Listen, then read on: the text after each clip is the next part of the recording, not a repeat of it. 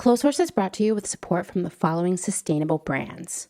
Selena Sanders, a social impact brand that specializes in upcycled clothing using only reclaimed, vintage, or thrifted materials from tea towels, linens, blankets, and quilts.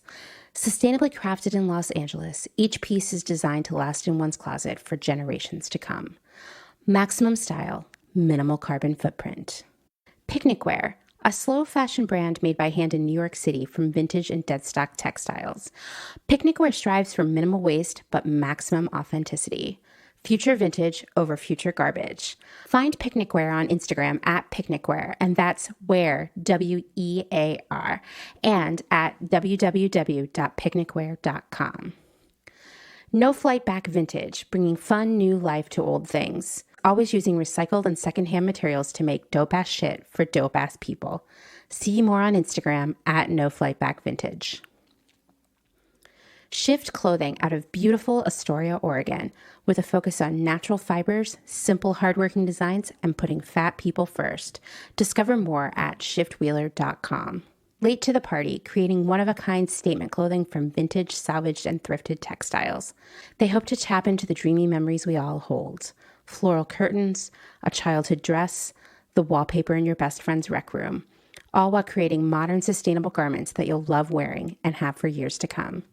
Late to the Party is passionate about celebrating and preserving textiles, the memories they hold, and the stories they have yet to tell. Check them out on Instagram at Late to the Party People. Vino Vintage, based just outside of LA. We love the hunt of shopping secondhand because you never know what you might find. Catch us at flea markets around Southern California by following us on Instagram at vino.vintage so you don't miss our next event. Shop Journal Vintage, specializing in upcycled, handmade, and vintage fashion for all genders. Owner Laura makes each piece by hand with love in Pittsburgh, Pennsylvania, with an emphasis on upcycled menswear, tie-dye, modern jewelry, cottagecore collars, and everything in between. Shop Journal makes pieces they love and hopes you will too. Getting dressed should always be fun. See more on Instagram at shop_journal. Old Flame Mending helps you keep your clothes intact through clothing repair, visible mending, and tailoring. Through extending the life of textiles, Old Flame Mending makes your pieces not only wearable and functional again, but also unique and beautiful. This mending duo is based in Pittsburgh, but they take mail-in mending orders from anywhere in the U.S. For more information, visit them at oldflamemending.com or follow them on Instagram at Old Flame Mending. Gabriela Antonis is a visual artist and an ethical trade fashion designer. But Gabriela is also a radical feminist micro-business. She's the one-woman band trying to help you understand why slow fashion is what the earth needs. The one-woman band to help you build your own brand. She can take your fashion line from just a concept and do your sketches, pattern making, grading, sourcing, cutting, and sewing. The second option is for those who aren't trying to start a business and who just want ethical garments. Gabriela Antonis will create custom made-to-measure garments just for you. Her goal is to help one person of any size at a time, including beyond size 40. To inquire about this serendipitous intersectional offering of either concept, DM her on Instagram to book a consultation. Please follow her on Instagram and Twitter at Gabriela Antonis. Dylan Page is an online clothing and lifestyle brand based out of St. Louis, Missouri. Our products are chosen with intention for the conscious community. Everything we carry is animal-friendly, ethically made, sustainably sourced, and cruelty-free. Dylan Page is for those who never stop questioning where something comes from. We know that personal experience dictates what's sustainable for you, and we are here to help guide and support you to make choices that fit your needs. Check us out at dylanpage.com and find us on Instagram at dylanpagelifeandstyle. Salt Hats, purveyors of truly sustainable hats, hand-blocked, sewn, and embellished in Detroit, Michigan. Find us on Instagram at Salt Hats. Wide-Eyed Vintage, a curator of truly covetable vintage from Minneapolis, Minnesota. Wide-Eyed Vintage encourages the experimental spirit of dressing up and will provide you with all the special pieces that will make your wardrobe truly unique. Dedicated to preserving the craftsmanship of clothes, Wide-Eyed Vintage only selects pieces that are well made, pieces that have been proven to last beyond their lifetimes, so you too can enjoy them for more lifetimes to come. See more on Instagram at wide_eyed_vintage. Karen Kinney Studio. Located in Western Massachusetts, Karen specializes in handcrafted earrings from found, upcycled, and repurposed fabrics, as well as other eco-friendly curios, all with a hint of nostalgia, a dollop of whimsy, a dash of color, and 100% fun. Karen is an artist/designer who believes the materials we use matter. See more on Instagram at Karen Kinney Studio or online at www.ckinney.com. Gentle Vibes Vintage. We are purveyors of polyester and psychedelic relics. We encourage experimentation and play not only in your wardrobe, but in your home too. We have thousands of killer vintage pieces ready for their next adventure. See them all on Instagram at Gentle Vibes Vintage. Thumbprint is Detroit's only fair trade marketplace located in the historic Eastern Market. Our small business specializes in products handmade by empowered women in South Africa, making a living wage, creating things they love like hand-painted candles and ceramics. We also carry a curated assortment of sustainable and natural locally made goods. Thumbprint is a great gift destination for both the special people in your life and for yourself. Browse our online store at thumbprintdetroit.com and find us on Instagram at thumbprintdetroit. St. Evens is a New York City-based vintage retailer that is dedicated to bringing you those special vintage pieces you'll reach for again and again. More than just an online store, St. Evens is dedicated to sharing the stories and history behind the garments. 20% of all sales are donated to a new charitable organization each month, amplifying and supporting causes like food insecurity, racial justice, homelessness, and LGBTQ+ support. For the month of March, St. Evens is supporting the Chicago Period Project, an organization that empowers homeless and in-need people to experience their periods with dignity. This feminist grassroots organization distributes pads, tampons, underwear, and other critical menstruation supplies to local shelters, schools, and crisis support networks. Your vintage purchase from St. Evens supports a small, women of color-run business while giving back to the collective community we're all a part of. New vintage is released every Thursday at 12 p.m. Eastern Time at wearstevens.com, with previews of new pieces and more brought to you on Instagram at wear_st.evens. That's at Wear St. Evens. Shop vintage, do good, and wear St. Evens. Blank Cass, or Blanket Coats by Cass, is focused on restoring, renewing, and reviving the history held within vintage and heirloom textiles. By embodying the love, craft, and energy that is original to each vintage textile as I transfer it into a new garment, I hope we can reteach ourselves to care for and mend what we have and make it last. Blank Cass lives on Instagram at _Cass, and a website will be launched soon at blankcass.com.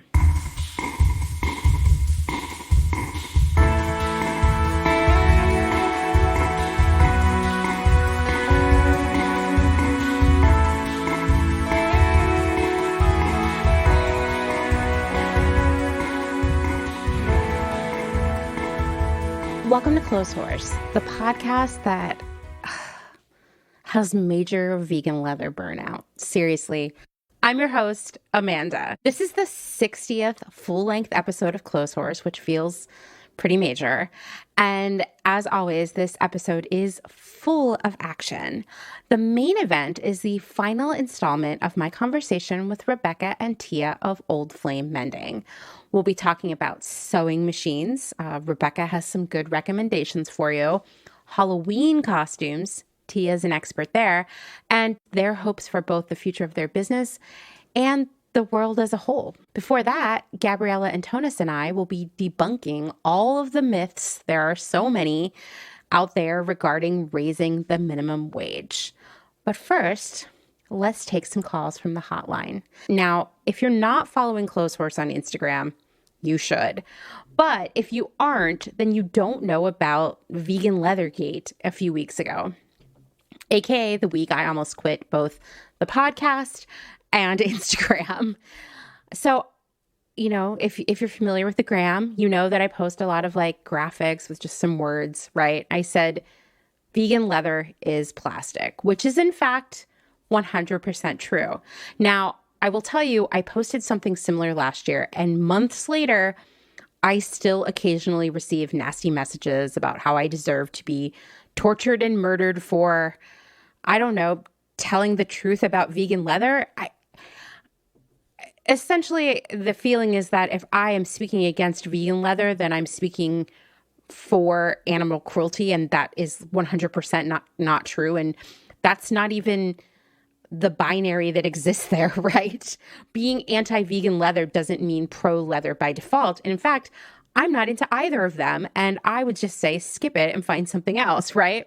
For this particular round, I had to turn off commenting, which feels terrible to me. That's the kind of stuff that like shady influencers do. And that is 100% not what I'm about. You know that building the community is so important to me. And that means having open communication and dialogue with everyone. You know, most podcasts don't respond to DMs, but it's important to me that I be a real and honest person with you. And that's also why I make myself vulnerable both here on the podcast and on Instagram by sharing my real experiences and stories in the hopes that putting a human face on these ideas will change some minds and empower you to be a part of this movement. And to also just like normalize all the things we've stigmatized, right? So having that open and direct communication is so important to me. You know, I also had to block someone who was not only harassing me via DMs, but also other members of our community who had just like commented on the post. And that is completely unacceptable to me. Life is stressful enough for all of us. We're all putting ourselves out there because we believe in this mission we're on. And I'm not going to allow anyone in our community to be bullied like that. I have no tolerance for it, period.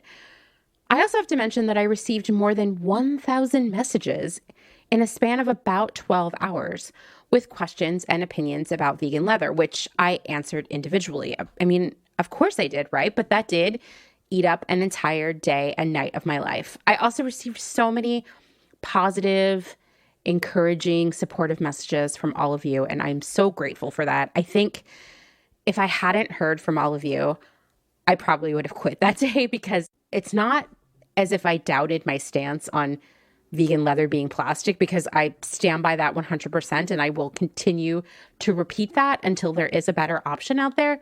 But the vulnerability that I felt from the constant influx of like hate mail and people trying to pick me apart and just all of that stuff, it was a lot, you know. I'm not a person who wants to be famous, so it was really, really, really hard. Nonetheless, this is how passionate I am about revealing disinformation and greenwashing. You know, when I started Clotheshorse, I didn't know that's the mission that I was going to be going on.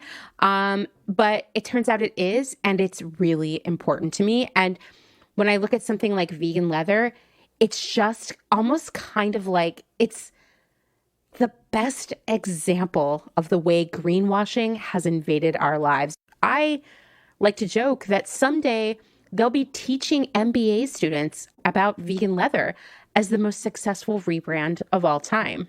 After all of this went down, I shared a full rundown of vegan leather in the Clotheshorse podcast Instagram stories, and it still lives in the bio there. It's the first section of saved stories, so please go back and check it out. And Carrie, who you know is the executive editor of Clotheshorse.world, she and I are finalizing a full post about vegan leather that can hopefully be a resource for everyone out there. A great thing for you to reference, to share with your friends, etc. There's so much untrue, completely greenwashy info on the internet about, quote, vegan leather. So I'm kind of excited to be a true, honest resource for information about it.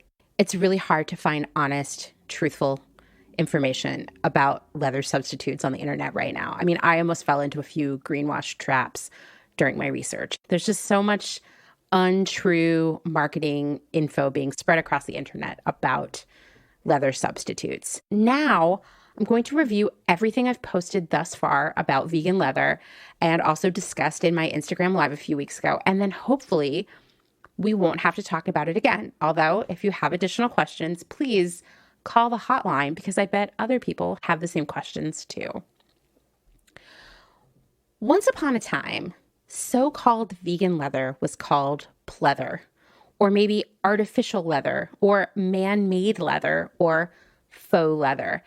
And wearing it on your body or using it as an accessory signified that you were poor or cheap or classless, maybe that you had bad taste. But you know that I think taste is just a gross classist construct. So I don't care about faux leather from an aesthetic standpoint. But I cannot emphasize enough that with the rise of the term vegan leather, retailers saw a way to rebrand a material that was cheap and profitable, but previously largely unpopular. I actually saw this happen during my own career in fashion, which is kind of wild. But that's why I feel like I can speak confidently about vegan leather.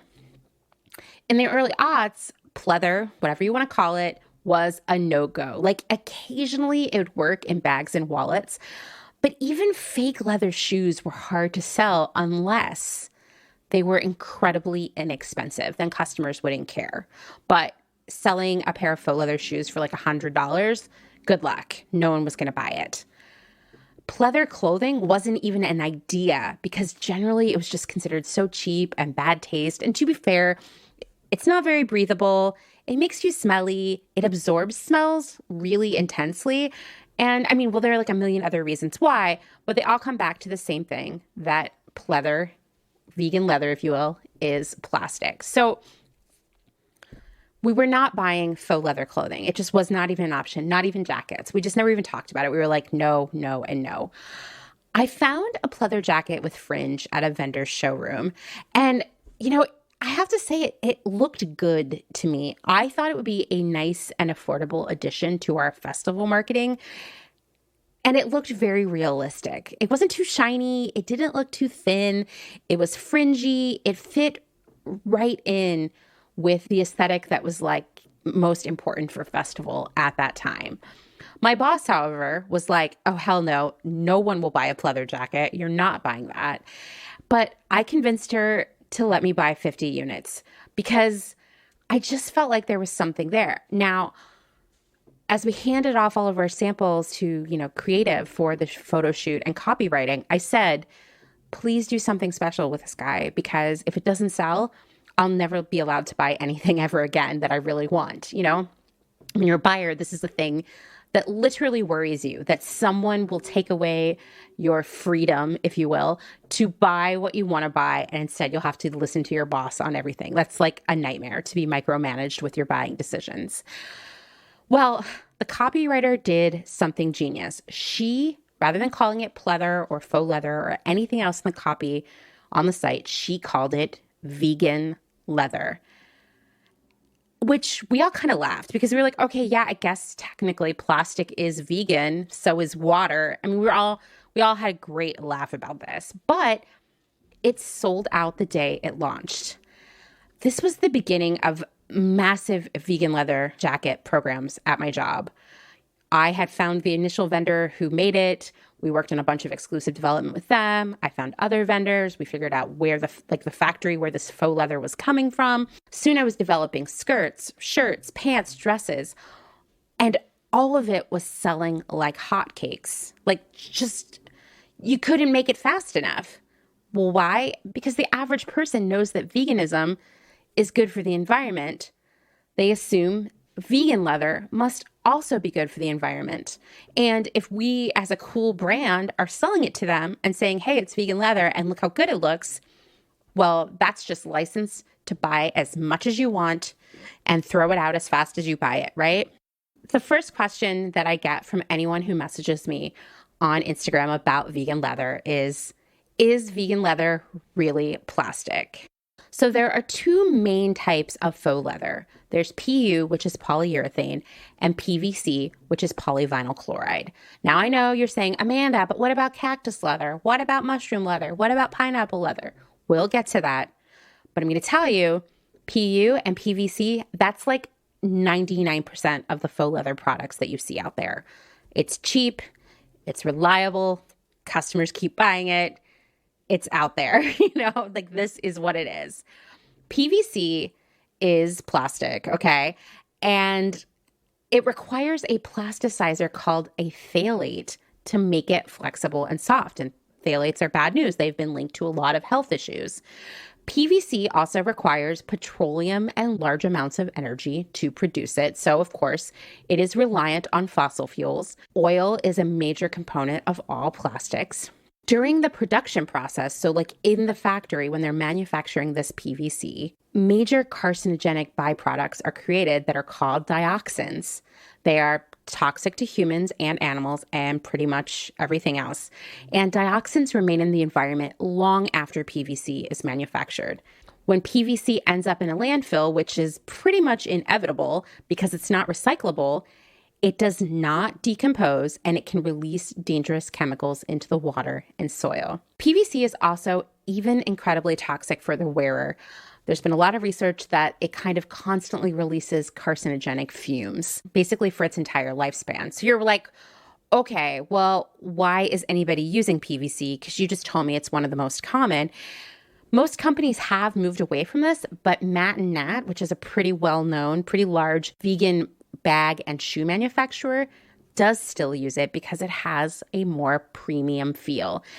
And in fact, I was shopping for roller skates this week, and all of the so-called vegan or ethical leather styles, which just about every skate brand was selling, very few of them actually even had real leather. Not that I was in the market for that. I just was noticing this. Every skate brand was using PVC in their so-called vegan leather skates. So PVC is still pretty widely in use. And specifically, you often see it in handbags, wallets, and shoes because it's kind of thicker. It's got a more shoe bag weight to it. If you saw it side by side with PU, you would get it. PU, polyurethane, is the more common option because, well, for one, it's cheaper, but it's also thinner. It feels more like something you would wear as clothing. It is less toxic than PVC, but in the same way that, vaping might be slightly better than smoking, it's still not great. Polyurethanes are in a class of compounds called reaction polymers, which includes epoxies and polyesters, which we know by now, polyester is plastic. So polyurethane, like all plastics, can take a lot of different forms. Like, when you know that almost all of these come from the same origin fibers, it kind of blows your mind to realize that the same fibers are creating both a plastic water bottle and maybe the dress you're wearing. And it's kind of similar when you talk about PU faux leather because, once again, it's the same fibers, but also those same fibers are used for, foam seating and insulation panels, spray foam, lots of foam, all kinds of like mechanical belts and glue, of course. And of course, our good friend spandex is also made from the same fibers. Plastics are plastics, right? PU is less durable than PVC and more prone to peeling, which also makes it less desirable for shoes and bags. If you've owned a faux leather jacket that started peeling, then it was probably PU. It has a much shorter lifespan. And once again, it's not biodegradable. So the irony there is it's not going to last you, the wearer, for a really long time, but it's definitely going to sit in the landfill for centuries. PU is specifically vulnerable to moisture. So if you have a PU jacket, pants, shoes, whatever, you want to preserve them for as long as possible. So keep them dry. Avoid wearing them in the rain. If someone spills a drink on you, dry yourself off immediately. Don't store it in a steamy bathroom or a damp basement. Make it last. One thing that people reach out to me a lot, it's like a genre of question, I would say, is I own XYZ thing that's made of plastic. Should I throw it out because it's bad for the environment? And I'm like, no, you need to hold onto it and care for it as long as possible because the most sustainable option is caring for what you have. So if you own PU or PVC clothing, bags, what have you, just take care of them. Keep them dry, make them last for as long as you possibly can. And oh yeah, you can't talk about climate change and pollution without talking about plastic, because manufacturing plastics, like I said, not only requires fossil fuels as an ingredient, it also uses a lot of energy in the form of fossil fuels to actually drive the manufacturing process. So anything that is faux leather has a really high carbon footprint. Now, is that carbon footprint higher than the leather industry, like the animal leather industry? It's hard to say. A lot of people have done a lot of side-by-side comparisons. And I'm going to tell you, nothing is ever an easy right or wrong when we're talking about anything related to what we buy, especially when we're talking about plastics. But I'm going to get to this, but maybe you just don't need either, right? Also, when people ask me like, Amanda, why are you always harping on about plastics? Well, you know what? We don't actually know how long it takes for plastics to decompose. I talk about that all the time on here, like, oh, it's going to be in landfill for centuries, but plastics haven't been around long enough for us to actually know. Remember, they popped up about 70 years ago. That's not even a full century yet. We can only guess based on controlled tests that it takes somewhere between 400 and 1,000 years, but it may be longer. After all, oxygen is a big part of decomposition. Think about how it rusts up metal even. And stuff buried in a landfill doesn't get any oxygen, which the moment I realized that, I was like, oh my God, obviously, right? These landfills are super deep. The only stuff getting any oxygen is at the top, but we're throwing more stuff in there all the time. So even something that was partially decomposing because it was getting some air is going to stop. So even naturally biodegradable things, like food, for example, or, cotton clothing, don't actually rot the way they're supposed to. It takes a lot longer and the process is a lot weirder. When plastics break down, they release all kinds of toxic chemicals into the soil, the air, the water, and they also release methane, which is not only a greenhouse gas, but it's also highly flammable. It's actually known to become explosive when it mixes with oxygen. Remember a few episodes back when I talked about that mountain of clothing in Ghana literally exploding and burning to this day? That's methane. Another question that I get a lot is faux leather recyclable? Well, the answer is no. And the long answer short is that because it's complicated, recycling has to be easy or it doesn't happen at all. We talked about before about how fabric blends that might be like a wool poly blend or something like that, they're really challenging to recycle because you have to separate the fibers. Faux leather is even harder because it seems like it's one big sheet of material, but it's actually multiple layers of different compounds that you really can't separate. Many garments, so most like your jackets, your pants, that kind of thing, that are faux leather, are a softer polyester backing that is coated with layers of PU and then maybe a shiny protective coating, although sometimes that PU is enough of a coating.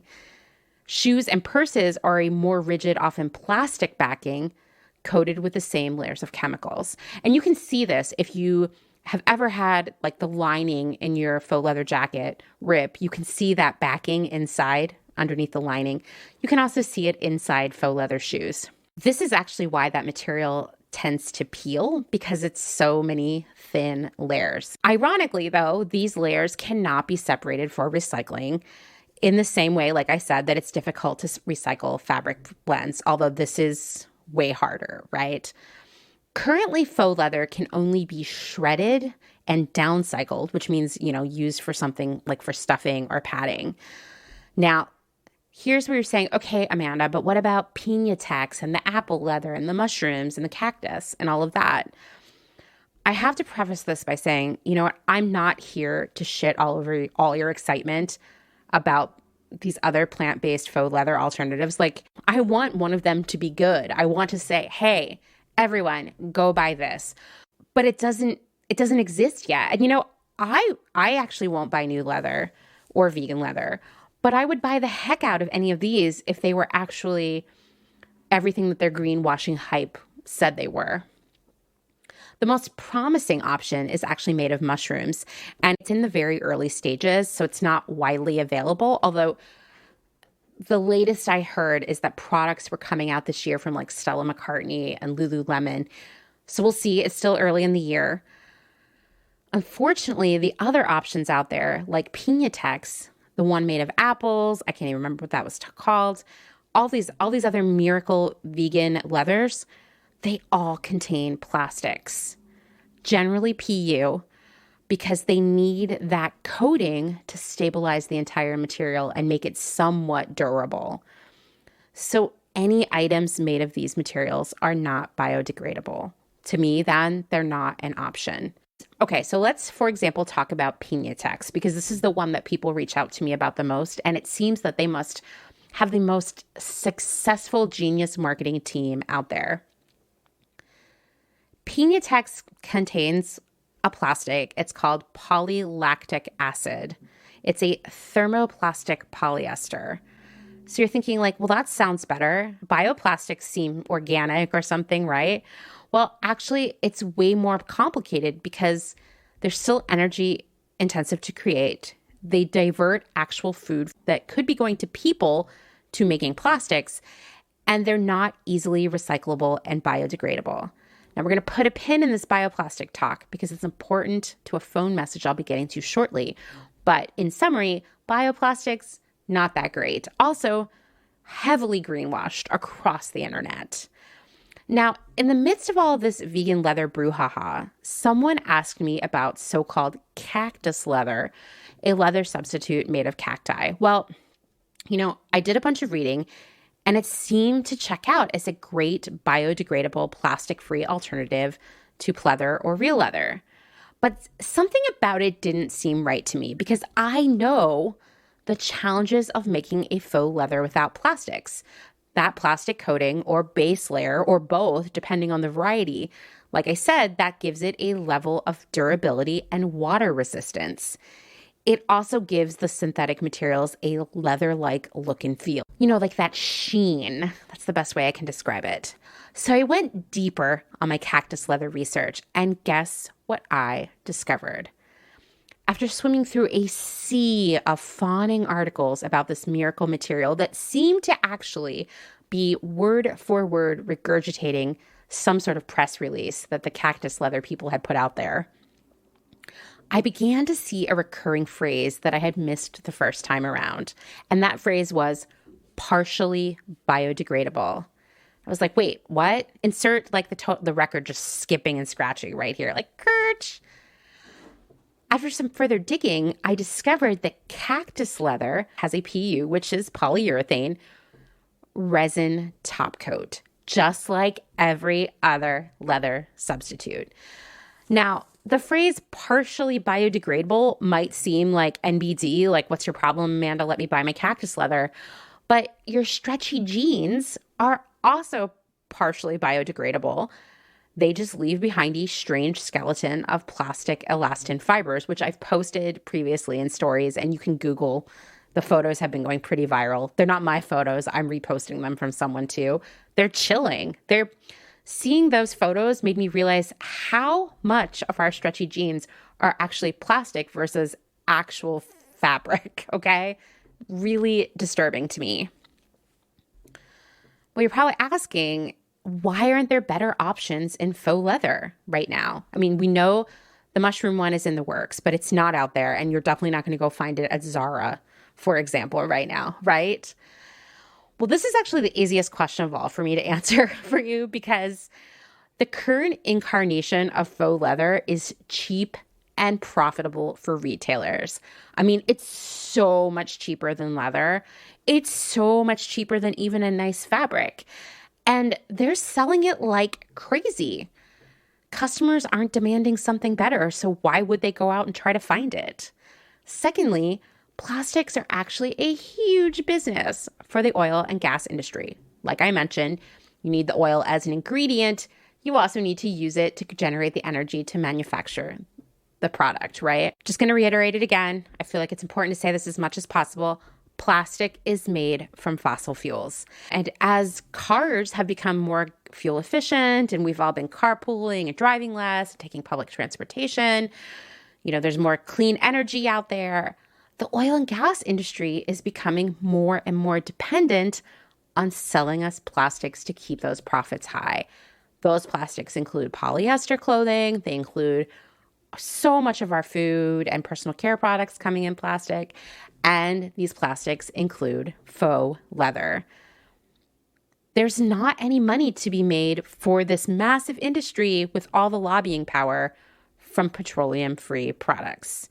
And of course, we're not demanding better either. So it's not even like they have to, you know?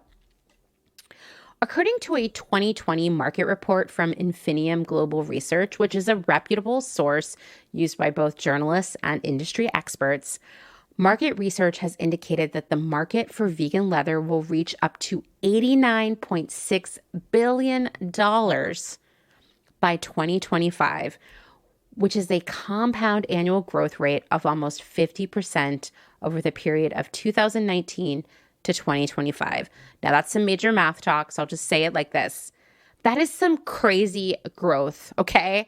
That shows that it is going strong. More and more people are buying it. It doesn't help that, like, a lot of the fast fashion brands last fall, and I'm also including Aritzia in this because I saw those faux leather pants on everyone on Instagram. All of the retailers said together, leather dressing is a trend, but when we say leather dressing, we mean faux leather, we mean plastic. There was so much of that everywhere. I mean, the last time I went to market as a buyer before the pandemic, it was to look at the fall that just happened, and everybody, no matter what their price point was, had a rack of faux leather clothing. So last year was major for it. It will be interesting to see what happens this year. You can find this research about the size of the vegan leather market just by Googling Infinium vegan leather market. So check it out.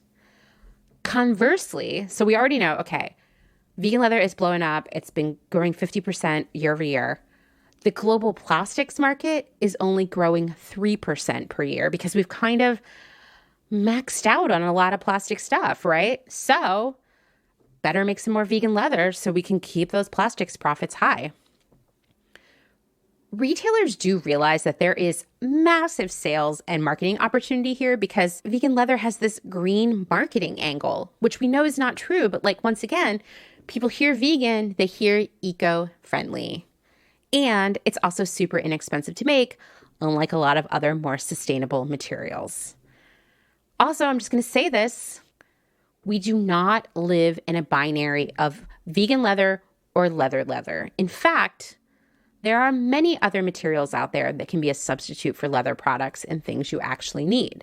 It doesn't have to be a vegan leather or leather choice. It can be neither. I'm a big fan of waxed canvas. For most of the aughts, I lived in very rainy Portland, Oregon. I wore rain boots made out of rubber to bike to work, and then I changed into my canvas shoes indoors. I also recognize that shoes are tough. If you don't want leather, you're kind of stuck with vegan leather in a lot of instances, you know, if canvas isn't your thing, especially. I too have struggled with this. You know, we call it the Mccarty Curse in my family, and it's a twofold curse. One is that your hair is really ratty and constantly tangled and hard to make look nice. And the other thing is exceptionally large feet. So for me, secondhand shoes are almost always a no-go. So I have always had to buy new shoes with rare exceptions. And if vegan leather is your only option, you'll know it's vegan leather because it will say man-made upper in most cases. Just take care of them. Like I said, keep them dry. Maybe don't wear them outside. If you're at a show and someone spills a whole beer on you, which has totally happened to me, go into the bathroom right away and dry it. And don't be mad at the person because, you know, like, beer was made for spilling. We live in a world where faux leather is a fashion trend, where we are being sold literal plastic as throwaway fashion. My motivation for sharing this information, for educating you about this, is not about veganism. It's about how greenwashing has led to overconsumption of faux leather by people who aren't even vegan. They're just thinking it's a sustainable option based on the name. And let's be fair, retailers are selling it to us that way. I've said it before, and I'll say it again. There is no fabric or material that allows us to shop. That includes vegan leather. And lastly, I want to say that I will no longer use the term vegan leather because it's just playing into marketing and reinforcing misinformation. I will either use the term faux leather or plastic leather going forward, and I would encourage you to do the same. Vegan leather is a term that was created by marketing. Let's get it out of here. Let's get rid of it, right? So now that I've broken all of this down, let's listen to our first message from Rita, aka Panty Witch. Hey Amanda, it's Rita, aka Panty Witch again, and I'm calling about your vegan leather is plastic. Very interesting, the response. I shared it on my stories, and I got quite a few angry DMs being like, not all vegan leather is plastic, and pretty much I said something about how I like leather versus vegan plastic. Normally I go for thrifted leather, but I think leather lasts longer. And obviously vegan leather is plastic and it just breaks down and you can't take care of it. And I have leather that's been going strong since probably the 60s before any of us were born. But I just wanted to talk more about the whole biodegradable plastic thing. Furthermore than just even vegan leather, I've been learning a lot more about biodegradable plastics. I've had people ask me about using biodegradable plastic for mailers. I use recycled shopping bags because they're there and they work pretty well, but a lot of people have asked me why I don't just buy biodegradable plastic mailers, and one reason is I don't want to buy new stuff, and the other reason is some of those biodegradable mailers are still plastic. Just because it means biodegradable doesn't mean it is going to naturally break down all the way. It's just breaking down so you can't see it anymore, and it seems like it's biodegradable. Some of the biodegradable mailers are made out of like hemp or corn or things that do break down, and that's awesome.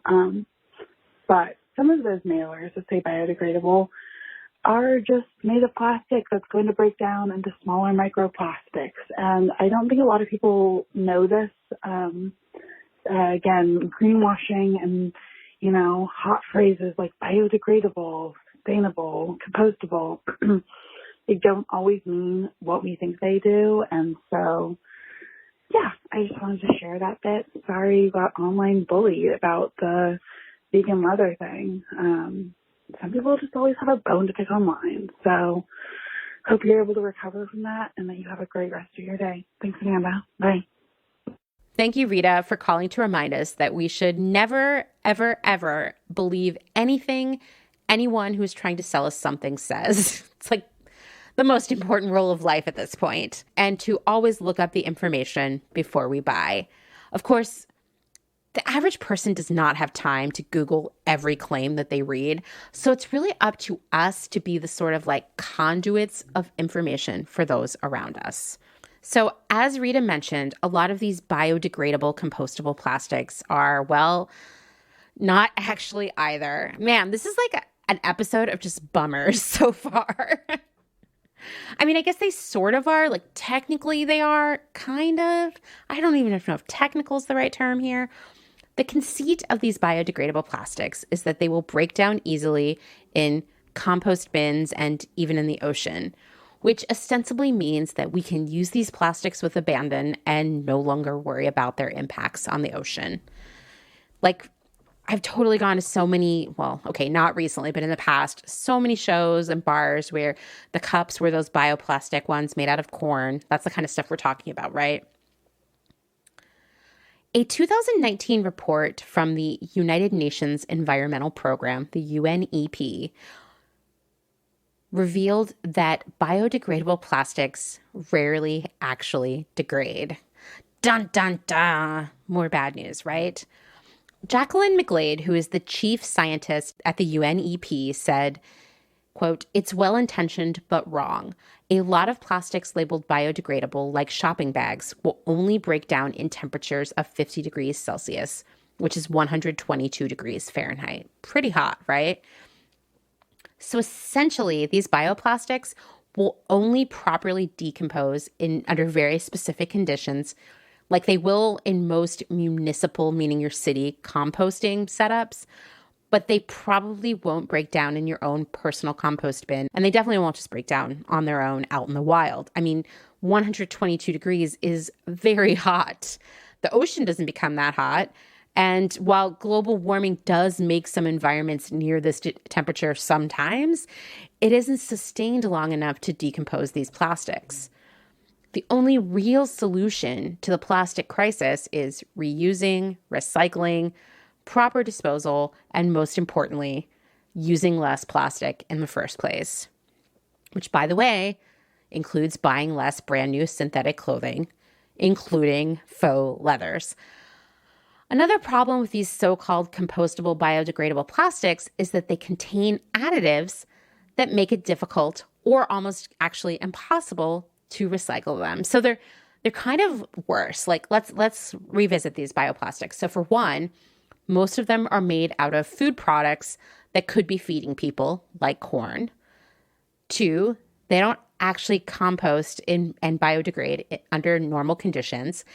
And three, you can't recycle them because they have additives in them that prevent recycling. So if we were going to kind of do like, which is worse, plastic or bioplastic, I think we'd have to go with bioplastic. And that is a tough one because they're both terrible, right?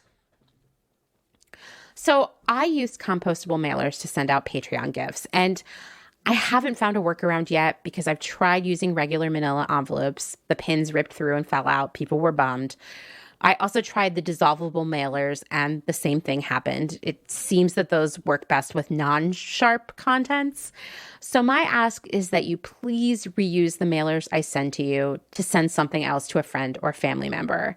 If your city already offers compost pickup, then you can throw the mailer in there. But there's just no good solution yet short of reusing them.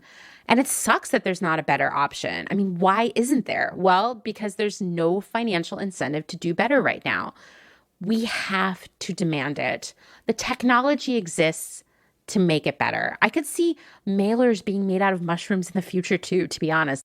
There's so much going on with mycelium technology. So maybe mushrooms are a big future here. There won't be a good alternative until companies realize we expect and want better. It's the same thing with faux leather, and we won't be giving them any of our money until they do better for us. Okay, my next message is also related to Vegan Leathergate, and it's from Elise. Hi, Amanda. This is Elise. I just wanted to send a message to weigh in on the really dramatic vegan leather conversation going on Instagram. Just a warning, I'm really bad at talking on the fly, so some of my points are pre-written down. But in any case, I really don't understand these really nasty responses at all to the vegan leather conversation. The alternative to buying vegan leather isn't buying real leather. It's not buying either. I don't understand why people feel they need leather products, real or fake, at all. Just give it up. We can live without that look. It's not a big deal. Not every animal product demands a suitable alternative. And if people really can't live without wearing something that looks like leather, as far as I'm concerned, they're not really following the principles of veganism anyway, because they're showing this blatant disregard for the environment just so they can look a certain way. This also kind of reminds me of certain vegans who really kind of stubbornly rely on alternative animal products for food. Certain ones like almond milk, palm oil, certain kinds of imitation meat that are almost worse for the environment, when the solution to that is just to give them up and accept that maybe you have to use a non-dairy milk that you like less or not eat certain kinds of meat. You're not entitled to an alternative for everything that you don't want to consume. So it just seems really short-sighted to me and pretty entitled, which is a shame because I feel like the people who would be, most up in arms about the the really terrible environmental impact of fake leather are the people who claim to care about the environment the most. So I really don't understand it. Like, if you don't have a suitable leather alternative, like, it's not a big deal. You just don't get to wear leather or fake leather. It's not, like, it just baffles me that that people feel like they have to have something that looks like leather. All right, well, I hope that was coherent. I love your podcast, and I listen to it obsessively. And I really appreciate all of your guests and everything that you do. So thank you. And I hope that, again, this message was coherent. All right, bye. You know, I think Elise is so right here, and I hadn't thought of this before, but a lot of the vegan alternatives to not vegan foods are highly processed and really tough on your digestive tract. I have actually learned this lesson the hard way when decades of veganism exacerbated my celiac disease to a whole litany of complications, including an infection in my small intestine for probably about 10 years. Just so much misery. I'm doing a lot better, but it meant giving up tofurkey and vegan corn dogs and Daya and tofutti cream cheese and all of these other things, and essentially revisiting how I cook and eat. It goes without saying that the energy and science required to manufacture all of these fake meats and dairy products probably isn't super environmentally friendly either. And of course, a lot of processed foods, vegan or otherwise, come in a lot of packaging, often plastic. So these are all good things to cut down on if you can, right? Sometimes you just can't, and that's okay too. I know all of this can feel discouraging, but remember, we're after progress, not perfection. There's no easy 100% perfect solution for any of the problems and decisions we face right now. I'm just trying to do my best too. I'm on this journey with you. Obviously, I'm really stressed about these compostable mailers. I've been stressing about it for months, and I just haven't been able to find the right solution. But I also know it's my best option right now. That said, I'm working as hard as possible to rid myself of other plastic in my life. And you know, I'm proud to say that Dustin and I have made a ton of progress. Our recycling bin rarely contains plastic at this point. You know, we've switched to shampoo and conditioner bars, which made a huge difference because we actually both have a lot of hair and we were going through a lot of bottles of conditioner. We buy cleaning product concentrate in glass bottles from Grove Collaborative. I even make my own yogurt because the plastic containers were a pain point for me. You can actually make your own yogurt very easily with either dairy milk or nut milks. You just have to buy the right kind of cultures to get it started. And if you have questions about this and how easy it is to do it at home, please reach out to me and I'll tell you, because you don't even need a special yogurt making device. You just need an oven with a light bulb in it, and you can make your own yogurt and save so much plastic, right? We also reuse every plastic bag that comes into our lives. I'm like a Depression era Nana over here with a wash line of drying plastic. I've switched almost entirely to skincare stuff in glass bottles. We carry reusable straws and utensils in the car for impromptu road meals. I mean, we're working so hard, but you know what? There are still things that I can't change. Like, for example, my prescriptions come in plastic bottles. I'm not going to stop taking my medications, so I just have to continue to do my best and not to be too hard on myself. And we're not set up for success for this stuff. Not right now, not in the world we live in 2021, where there's even more plastic than ever because of the pandemic. That's why we need to work together as a group to get the changes we want and need. There's so much power in numbers. There's so much power in supporting one another, you know, sharing. Like if I showed you how to make yogurt, you know, like sharing our knowledge and our wisdom and our best practices and educating one another and kind of crowdsourcing the solutions to these problems. That's why we're all here, you know, to help one another. Thank you so much for calling, Elise and Rita. And for the rest of you, if you ever have a question, a comment, a thought about consumption month or plastic or whatever, you can call the Clotheshorse hotline at 717-925-7417, or you can send me an email at clotheshorse.world.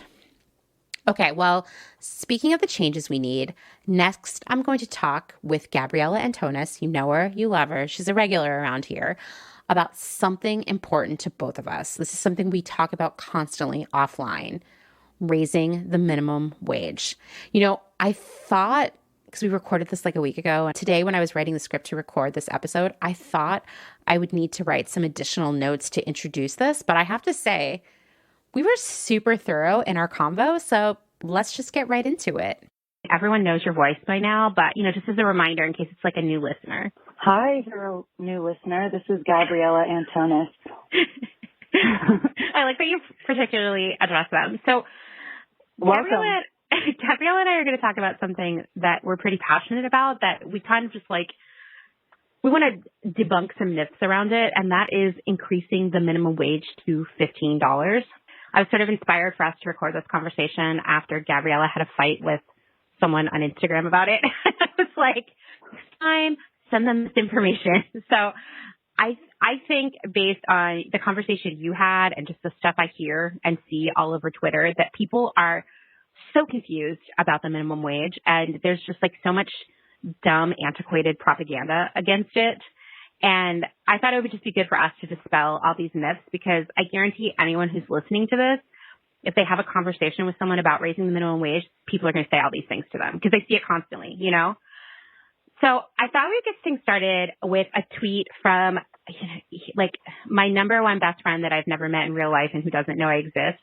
And that is Robert Reich, who is an economist. If anyone's listening to this and you know Robert Reich, could you please introduce us? Because I just like want to hang out, talk about economics with him. Like he's my guy. He said if wages had kept pace with productivity gains since 1968, the current minimum wage would be more than $24 an hour. Instead, it's been stuck at $7.25 since 2009. Wage theft is the real looting in America. Do you follow him on Twitter yet, Gabriela? I do, and I see him on Instagram too. I also would love to meet him. I know, right? It would be a dream come true. I feel like I would like cry. You know, one time I saw a Lana Del Rey show and people were sobbing when she touched their hand, and I feel like that would be me if I met Robert Reich. I remember. I'm a loyal listener. I remember. Yeah. Okay, so we're going to talk about some of the myths here. And the first one that I hear a lot is that the minimum wage was never meant to be a living wage. It's primarily for young people starting out. And the sub-myth that I hear a lot is that only teenagers have minimum wage jobs. And, of course, we know that is bullshit, right? Plenty of adults are making minimum wage. Gabriela's going to talk about it in a few, but like people specifically who work in the service industry are making below minimum wage, and, restaurants and whatnot are relying on us as customers to pay the rest of those wages, which is stupid. FDR, that's Franklin Delano Roosevelt. He, is the guy who created the New Deal, among many other sort of financial policies and administrations that did not exist in our country before, but really created the social safety net that we try to rely on now. It's not very reliable. He gave an address about one of his many economic packages. He explained that, quote, no business which depends for existence on paying less than living wages to its workers has any right to continue in this country. And I agree. What the fuck? Right? I feel like rings true. Right. And you and I mean, we've talked about this a lot offline, is that there are like a lot of businesses that really rely on the social safety net to really care for their workers rather than them paying wages. And we'll name some names as we get to that. At that time, this was back in 1938, which was a very long time ago, his Fair Labor Standards Act, it was part of the New Deal legislation. It set minimum wage at 25 cents.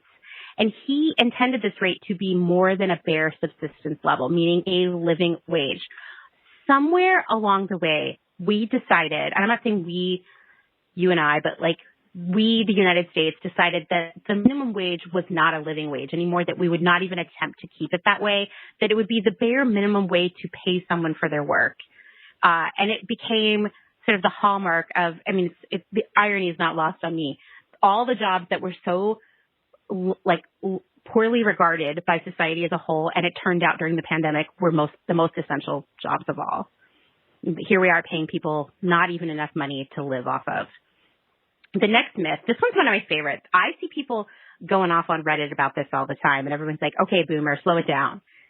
Raising the minimum wage will kill jobs. You know, that is like a myth that's been going on since about the 60s.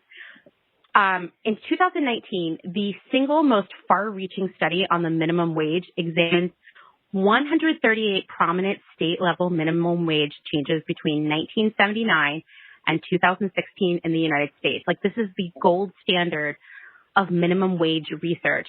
And they found that, quote, the overall number of low-wage jobs remained essentially unchanged over the 5 years following the increase. So what does that mean? Raising the minimum wage doesn't make jobs go away. Right? It's like they used 40 years of data from around the country, and they found that no jobs were lost as the minimum wage went up. This is just like fear-mongering. This myth doesn't make any sense. But this is like the first thing people always say. They're like, yeah, well, there, kiss your job goodbye. And I'm like, actually, as a person who works in the retail industry on the corporate side, I'll tell you, the more money people spend, the more jobs we create, and people can spend more money if you give them more money. Like, that's what everything says in the comments on like Robert Reich or Dan Price at Dan Price Seattle. If you read his, that's all it is like, yes, all the Republicans. Oh, gosh, don't get me started. And some of them apparently are citing some weird studies that were from, like, the 50s and 60s. And even the economists who wrote those are like, you know what? We were wrong. So, no one wants to move on. I mean, I get it. You just find the data somewhere that suits your purposes. But in this case, they're looking at stuff that's, like, 60 years old and was just based on, like, an imaginary model, not on actual real events. Also, 70 years of Department of Labor data from 1938, when the minimum wage began, to 2009 do not show any correlation between minimum wage increases and job loss. So there you go. If someone tries to, talk you out of it with that, we've already got proof that they're wrong. I just wanted to say, while we're getting this perspective of the timeline, that, we haven't had any significant change in the minimum wage in about 20 years. Yeah. Once again, it would have been $24 an hour if we were doing that. And some places, I feel like you sent this to me. It was like in Georgia or something. The minimum wage is like $5.15. I mean, it is bad. For context, I worked at the mall in high school and I made $4.35 an hour. That was the 90s. Okay. This is bad.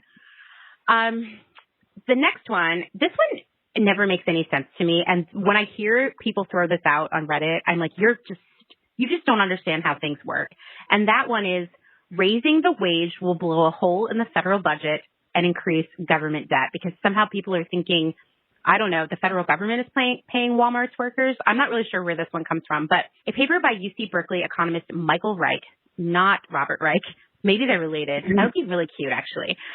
It projects that if the Raise the Wage Act is fully implemented by 2025, it would, quote, have a positive effect on the federal budget of $65.4 billion per year, largely through payroll taxes, FICA, and other sources. And, I mean, the math here is very, very simple. When people make money, they pay more in taxes, right? It would generate roughly $650 billion in government revenue over one decade. I mean, this is like a massive amount of money. Furthermore, in this country, we spend a lot of money on government assistance, even though it's nearly impossible to get it. That just gives you an idea of how many people are living in poverty every day in this country while also working. And they don't give you enough of it. No, it's garbage. I remember specifically, in the early aughts, was getting food stamps and daycare assistance because I was working full time.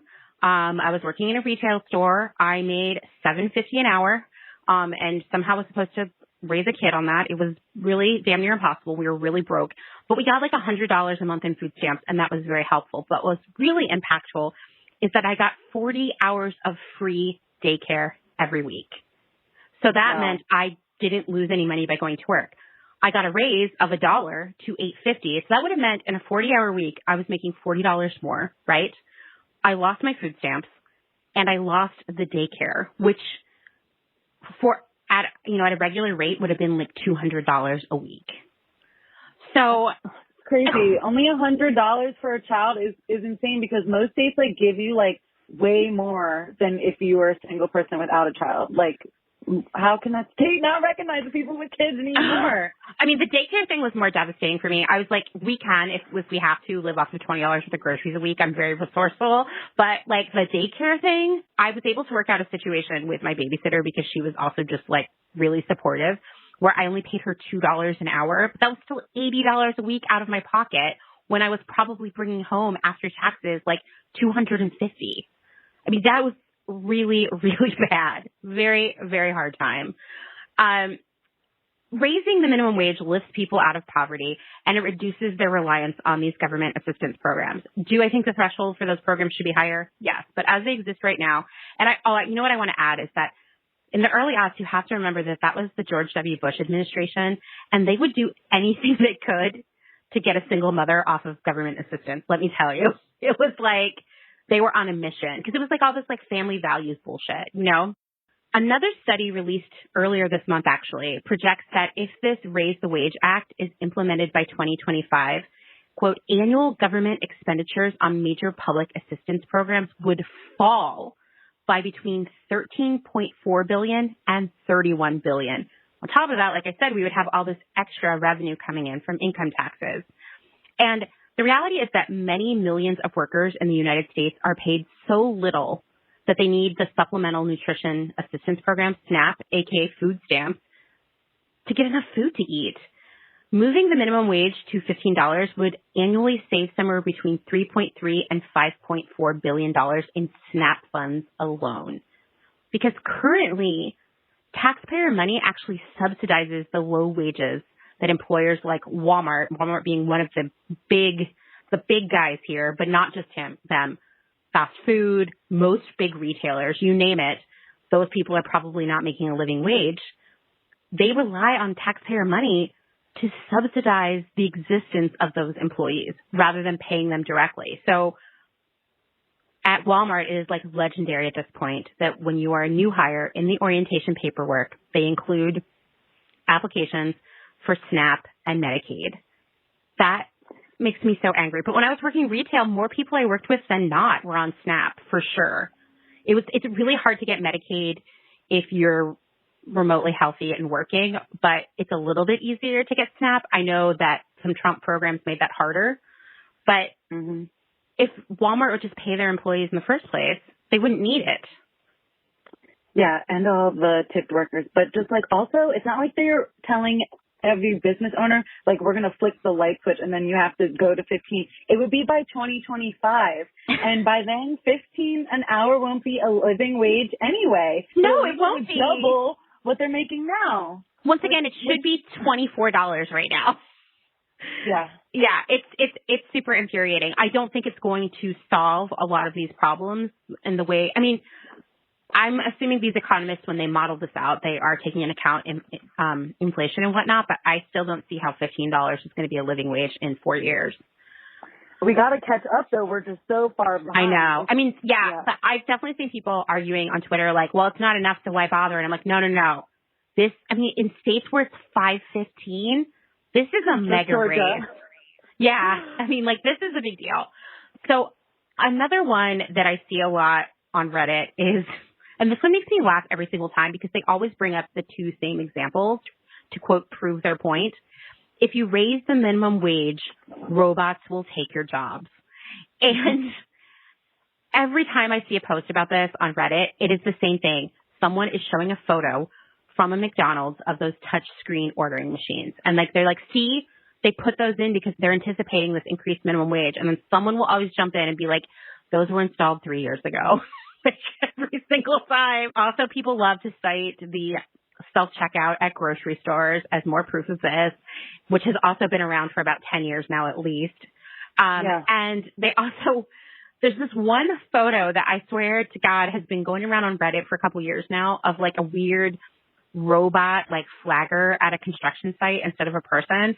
And everybody acts like they took this picture, but it's the same picture every time that came somewhere from the internet. And it's like not proof of robots taking jobs at all. And some people will be like, well, no human wants to wave a flag all day anyway, so let's automate that job. But a new study from Princeton did find that, quote, higher minimum wages are not associated with faster adoption of touchscreen ordering because these machines are really, really expensive to build and install, more expensive than paying someone $15 an hour, to be honest. There's a lot of maintenance involved. You have a lot of customers who can't even use them. It's just so silly. I love that it's always the touchscreens at McDonald's. I mean, that's good. So hit them with the cold hard facts when people come at you with these like very easy to disprove arguments. I mean, that's the thing is like when we decided to talk about this, I was like, oh, it's going to be really hard to find the information. And it so totally is not. Like you can definitely argue someone out of this pretty easily. I mean, argue them nicely, but there are facts for all these things. So the next one that I hear a lot is if you raise the minimum wage, the cost of groceries and burgers and everything else we buy will skyrocket. And actually, there is zero evidence of that, period. A 2017 University of Washington study kept tabs on prices of 106 items across 6 different grocery chains in the city before and after the wage went up. And they found the wage increase did not affect the price of food at all. A study by the Upjohn Institute also found that price increases were, quote, much smaller than what the canonical literature has found, meaning like all of this speculation that prices go up from minimum wage, it turns out is just not happening. In fact, costs don't really creep up at all. What really happens is people buy more stuff and companies make more profit when minimum wage rises. The next one, this is my personal favorite because people act like this has happened already. If you raise the minimum wage, employers will just move their business somewhere with a lower wage. Well, guess what, everyone? That already happened in the garment industry and for just about everything else we buy. Because even a super low minimum wage, what is it right now? $5.15 in Georgia, $7.25 in other places. It was still expensive in comparison to paying someone pennies with little to no regulation overseas. And I would say, and not just I, but all of the economists, they say a majority of the minimum wage jobs that still exist in this country can't be outsourced. Because we're talking about childcare. What are we going to send our kids overseas to be babysat? Retail. Once again, you need to have someone there to help the customers. Warehouses, same thing. They've tried to automate them as much as possible, but there is ceiling on that. Elder care. I mean, once again, we're going to have robots come and take care of the elders in our life. Basically anything that is low-level healthcare related also pays minimum wage, and you can't outsource that. You can't outsource the janitorial staff because how would you get someone from somewhere else to come and clean here? You know, it's like the outsourcing of jobs happened a long time ago, and it had nothing to do with our minimum wage. It had to do with the fact that there were countries that hadn't even like a microscopic minimum wage that made it even cheaper to go make there and still pay, while you had to pay to ship it back over here, you know? It already happened. Yeah. No fear mongering. Exactly. And if we were going to subscribe to that belief, then we would have to immediately just start paying everyone 5 cents an hour and maybe the jobs would come back, but probably not because we also have safety policies here, which they don't have overseas. Another one is raising the minimum wage will destroy small businesses. That's another one I hear a lot. And actually, you're probably not going to be surprised to hear this. Studies have shown that that is just not true. Many small businesses already pay more than a minimum wage. And as we said already, when people have more money, they spend more, which benefits all businesses. So the next one, this one has always really bugged me, Gabriela, and I'm glad we're going to talk about it, is that servers and bartenders receive paychecks on top of tips. And this really upsets people. Yeah, I have to say about the last one you said that that's the one I feel like that people throw out first. And I think people are the most passionate about. But I would go back to what FDR said. And if any business who won't pay a living wage doesn't deserve to exist. Yeah. You know? It's not a zero-sum game. Yeah. Like we talked offline about it being like the poors versus the poors. It's like if other people think they can get by without it on like they wanted to stay the same when it would help everyone, and those are the same people that care about the economy so much. It's like it would help the economy. Yeah, I know. People wouldn't be so broke living hand to mouth. It's interesting. I mean, this is a whole other episode, but like when we talk about like the Republican Party and conservatives as a whole, like the economy is like their thing. You know, it's like what they want to justify everything yet they would deny this minimum wage that would actually fuel the economy. Yeah, it's really counterproductive. Yeah, that's their bag on also controlling women's bodies. That too, yeah.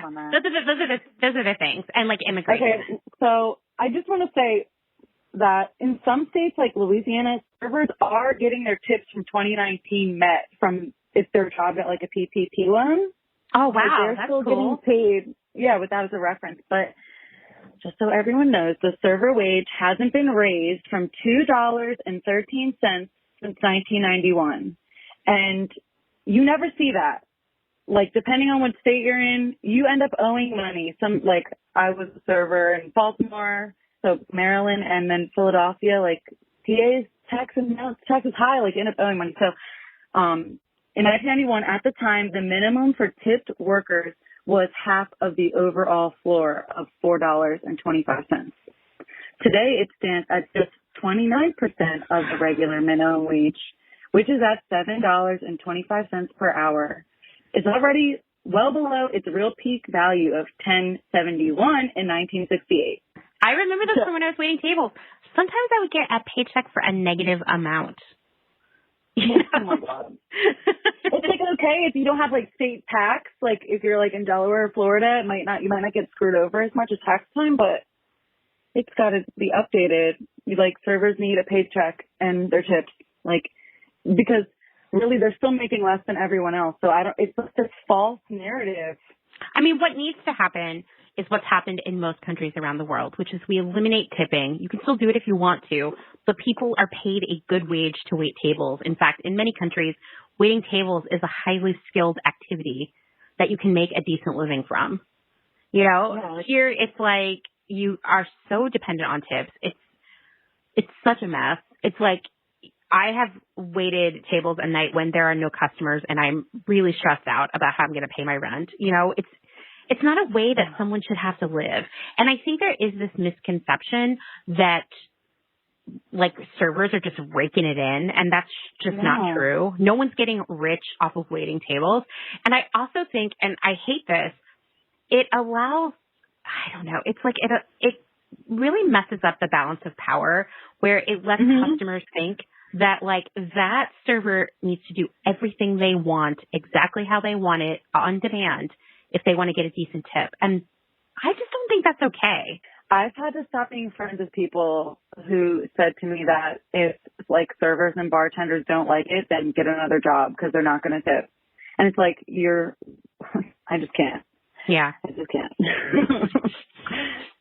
Okay. So food service jobs have grown nearly 50% over the past 2 decades to 12.2 million, according to the BLS, Bureau of Labor Statistics.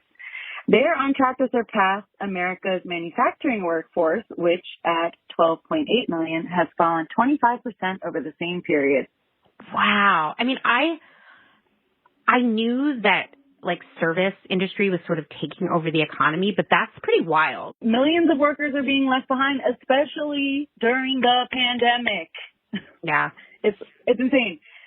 So particularly the 4.4 million workers who rely on tips to earn a living, fully 2/3 of them women. Even as wages have crept up slowly in other sectors of the economy, the minimum wage for servers and other tip workers hasn't budged since 1991. Indeed, there is an entirely separate federal minimum wage for those who live on tips. It varies by state from as low as $2.13, and which is the federal tipped minimum wage. In 17 states, including Texas, Nebraska, and Virginia, and up to $9.35 in Hawaii. In 36 states, the tipped minimum wage is under $5 an hour. Legally, employers are supposed to make up the difference when tips don't get service to the minimum wage, but some, and I will say probably all of them, restaurants don't track this closely, and the law is rarely enforced. I've never waited tables and felt that they made up my minimum wage. So hosts, cooks, dishwashers, and bussers all get the normal $7.25 minimum wage and are reliant on their checks. Most states pay servers and bartenders close to the federal $2.13 figure because they are tipped employees. The servers and bartenders in the states that do this never see a paycheck because it's so small it gets eaten up by taxes. Therefore, they only live off their tips. So if they get stiffed by a customer, the employee is essentially paying to wait on that customer. Yeah, that's right. States of note who pay their servers and bartender a living wage because they are getting $13 or $14 an hour in addition to their tips are California, Oregon, and Washington State, not D.C. In all the restaurants I've worked in, the bartenders and the servers would have to tip out like the bussers, maybe the hosts, and the dishwashers. So if you once again get stiffed, you are paying money that you didn't even make. Yeah, you have to give them each like 1 or 2%. Yeah.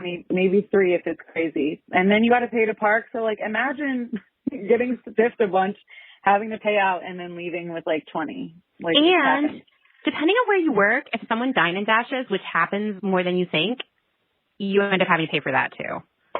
Yeah, I would never though. I would never do that. People, restaurants will comp stuff so easily. So like, don't even try to take it out of my money. Okay. So, most restaurants do not offer health insurance that their employees can actually afford. So other benefits are not included in the living wage of a restaurant employee here, like when I mentioned California, Oregon, and Washington actually doing good. But the employees here, so they're a little better off in these states than in their line of work than the other 47 states. Mm-hmm. Okay, on to the facts. The federal minimum wage was last raised on July 24, 2009, when it rose from $6.55 to $7.25, the last step of a 3-step increase approved by Congress in 2007. Before 2007, yeah, it's very sad, and I don't know why people are even fighting about it. Okay, the minimum wage had been stuck at $5.15 per hour for 10 years. Dude, I know because I had a child and had to try to support us both on $5.15 an hour. It is, yeah. I mean, that is, if you work 40 hours a week, which you and I know in a lot of retail environments doesn't happen anymore because also retailers don't want to pay you benefits. And if you work 40 hours a week, actually, I think it's like an average of more than 35 hours per week, they are required to offer you benefits like sick days, vacation, health insurance, that kind of stuff. So they will do anything they can. Like when I was a department manager for a retail chain, I would be told, if someone's been working more than 30 hours a week for the past 3 weeks, this week you have to give them 10 hours so that we don't have to do this. And I would have to like make notes to myself to pull back on people's hours every 4 weeks so that they couldn't technically be full-time and therefore have access to benefits. But even if you're working 40 hours a week and you're making $7.25 an hour, you're bringing home a little bit more than $280 before taxes. You're making less than $1,000 a month. How is someone supposed to live off of that? Yeah, and even nowadays, like we were mentioning before offline, that let's say you even get $15 an hour and you happen to live in a state with like higher taxes, that and you work 40 hours a week, that paycheck after taxes ends up being like $400, maybe 300 if you get paid like 12 or 13. So who can live off $1,200? No one can. No one can. Especially if you live in a city. Forget it. Because then your rent's like $1,000. So I know. Like, are you going to steal groceries because the SNAP isn't giving you enough? What are you going to do? Sit in line what, you don't have a car? You can't go to a drive-up food drive. I mean, I remember specifically a period in my life where after I paid rent and bills, I would be like, okay, I have $2 a day to spend before my next paycheck 2 weeks from now. So that means I can't afford to take the bus to work because it's $1.50 each way. So I'm going to have to ride my bike no matter what the weather is. And that means the only thing I can eat for lunch are these 50-cent cheese bagels from the grocery store and an orange. Like, that's it. That's my whole day. And that is real, you know? And, like, pasta every night. And, yeah. Seriously, we were living on quesadillas. Yeah. It's still common. It is, yeah. I want to cry thinking about how those people that were living like that pre-pandemic, the stress and trauma, of everything now. I mean, fast forward to a year later and everything's run out. I want to talk about these things on the show because I have been there before where I, like I said, had $2 per day and couldn't even afford to take the bus. And I'm going to be back there thanks to the pandemic. And many, many people who probably never had that life are also going to be there.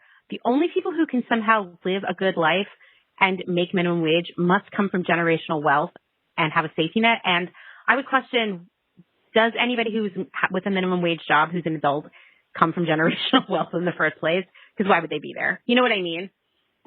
And the only way to build it is to be able to buy houses and stuff like that. And these will never, most people will never be able to now. If they had a chance pre-pandemic, it's gone now. How many people have moved back in with their parents? And it's I know. We can't dig ourselves up.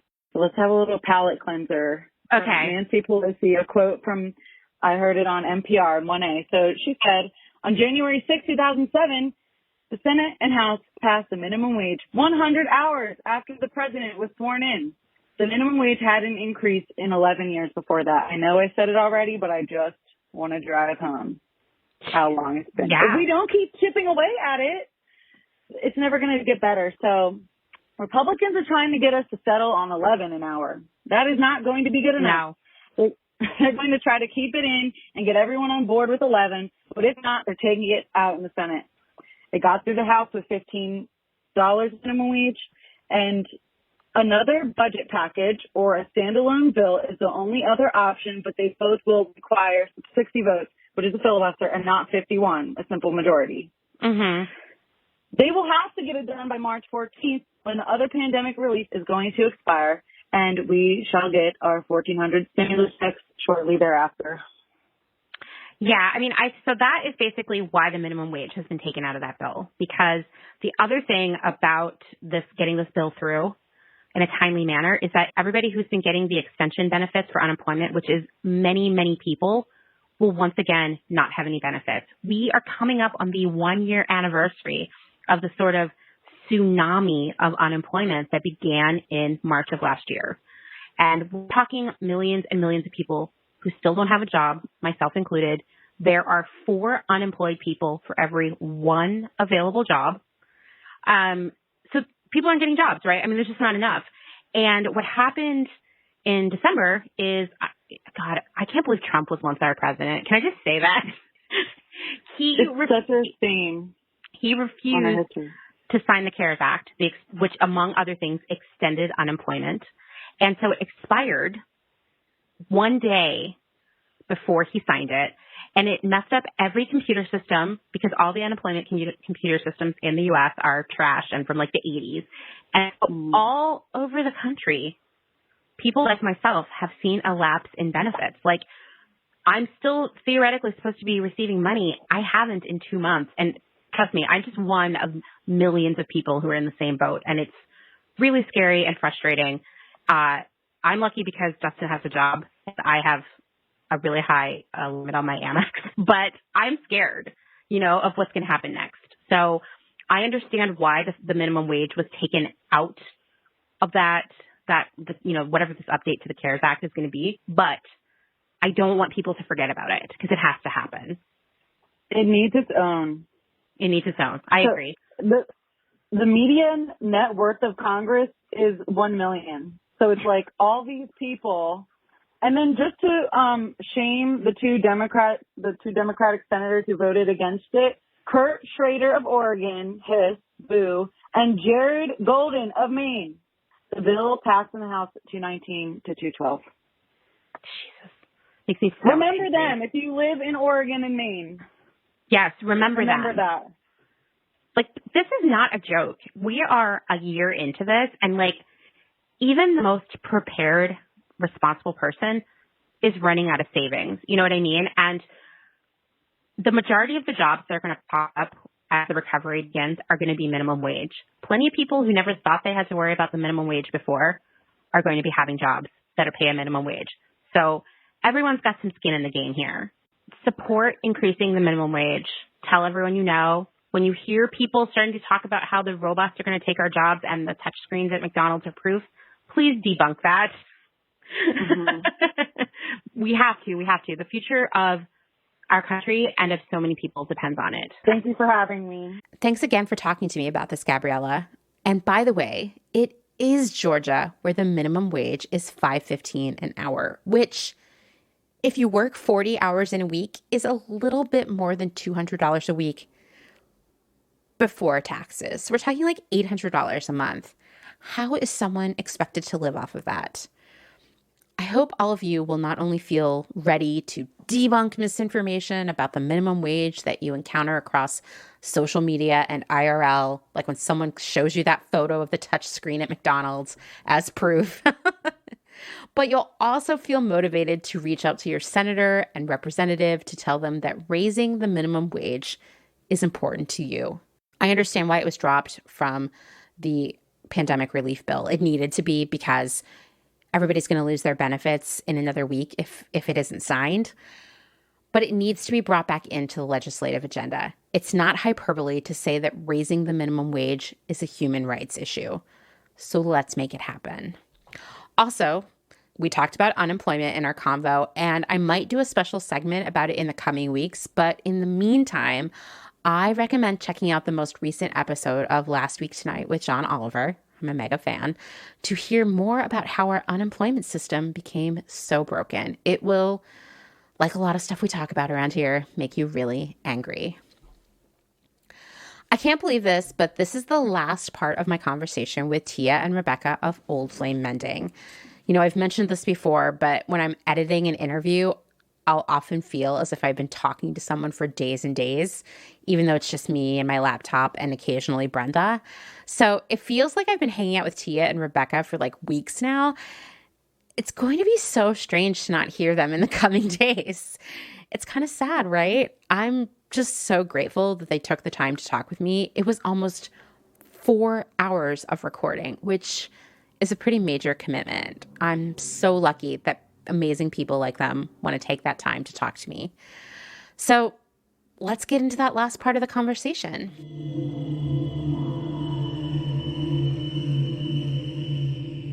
So I know all the sewing nerds want to know about the machines you use. All right. Oh boy. Anyone wants to like get up and like grab a drink? Yeah, I'm just gonna like put my head down on my desk and just tell me when you're done. No, kidding. All right. So here's the thing. When people know that you sew, there's like two things that they tend to like want to talk to you about. One of them is just like asking you to do like every related sewing project that they have in mind that they've like dreamt up, whether it's something that you're really like capable of or not at all capable of. And then the second thing they want to do and like talk about is like this like old sewing machine that's like in their basement, and it was like my great aunt's, and I don't know if it works and I don't know what brand it is, but like, do you want it? So it has been like extremely easy for us to both like just accumulate sewing machines. Yeah, I mean, I feel like pretty much every sewing machine I have is like, it's like secondhand. My first love was a machine I bought in 2009 from a sewing machine repairist on eBay.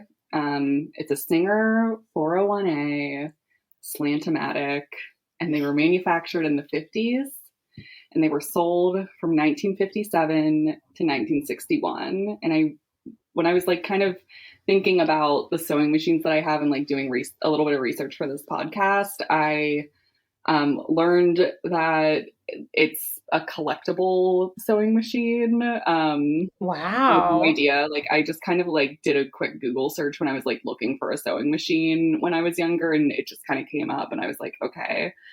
But I used it in college, and I still use it for most of the mending that I get today. It can go through almost anything with the right needle, which we can talk about later. And it has just the right amount of settings without being overly complicated, which is like really, it can be like such a weird balance sometimes when like choosing a sewing machine, because like you want something that's like really user friendly, but like you also want something that's like, you know, can like do a few things. And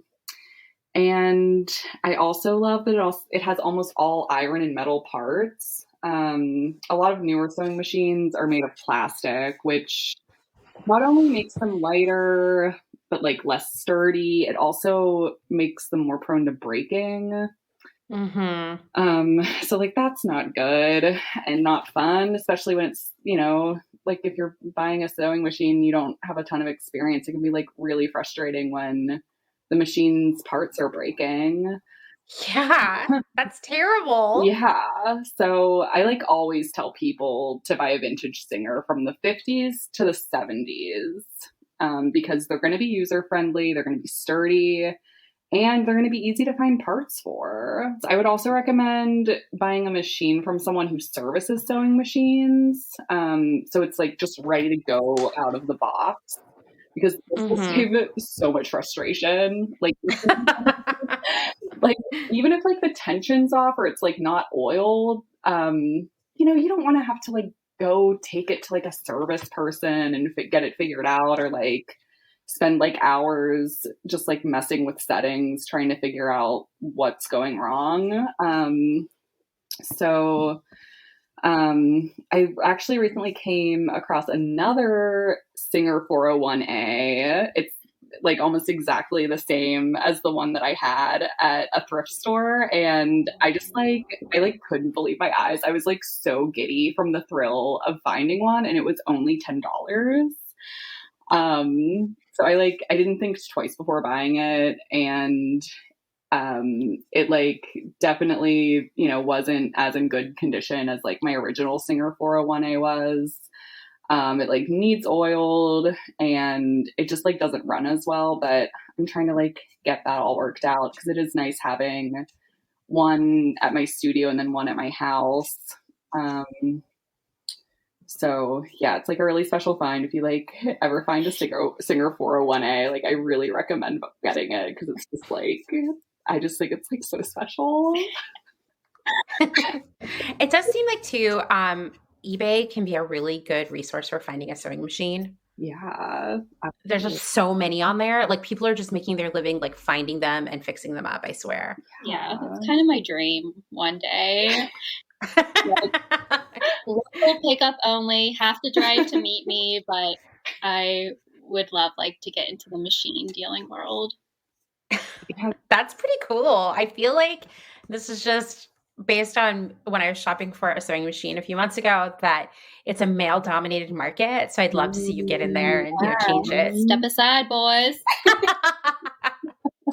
Yeah, there's just like so many unwanted old sewing machines out there. Like there are thrift stores that like have signs that say, "We don't take sewing machines." Wow. And I mean, every house used to have a sewing machine back in the day, but it's just not something that people really have in their houses anymore. There was another Singer that I got that my mom just kind of like pawned off on me. It was, I don't know where it was like someone was like getting rid of it, and she was like, "Oh, I'll take it." But then was like, "Oh, I actually don't want this." And then she was like, "Do you want it?" And I was like, "Oh, it's a Singer from the 70s. Absolutely." So I took it and I got it rewired, and it's a little bit more basic, but it's like, yeah, it really also just does the job. It's a workhorse. I also have I have a fourth Singer. It's a big industrial Singer. It's called a 281-1, and it was this it was from this woman who was a textile artist, and she was downsizing, and yeah, she was like, "I like can't keep this," so I like went and got it. It has like a big like tank for like, or like a tray for oil, and it was like kind of messy to move because the oil was kind of overflowing, and yeah, it's like really, really heavy also. But it's nice because it, you know, you can really like sew through anything on that. Like I've sewn through like, oh, what's it called? Like those like handles that are on like a canvas bag. Oh, like webbing or something? Yes, webbing. I've sewn 2 layers of that plus a layer of canvas, and it was like no problem at all. So that's cool. Tia also has an industrial machine that she just came into. Yeah, we're really expanding here, but I'll get to my part later. I mean, already I feel like you guys need like a whole warehouse for just all your sewing stuff. Yeah. We're starting to grow out of our space already. Okay, so we've got a Brother 1034D serger, which is like really common. It's not like excellent quality, but it like really gets the job done. It comes in handy. I also have this like really like not great Brother sewing machine. It's like one of the cheaper models. Again, like secondhand buy. It has some fun settings that I like use for like special things sometimes, but I have a Husqvarna Viking, like a beginner machine, and like this model's pretty basic. I think it's like kind of for like kids or tweens.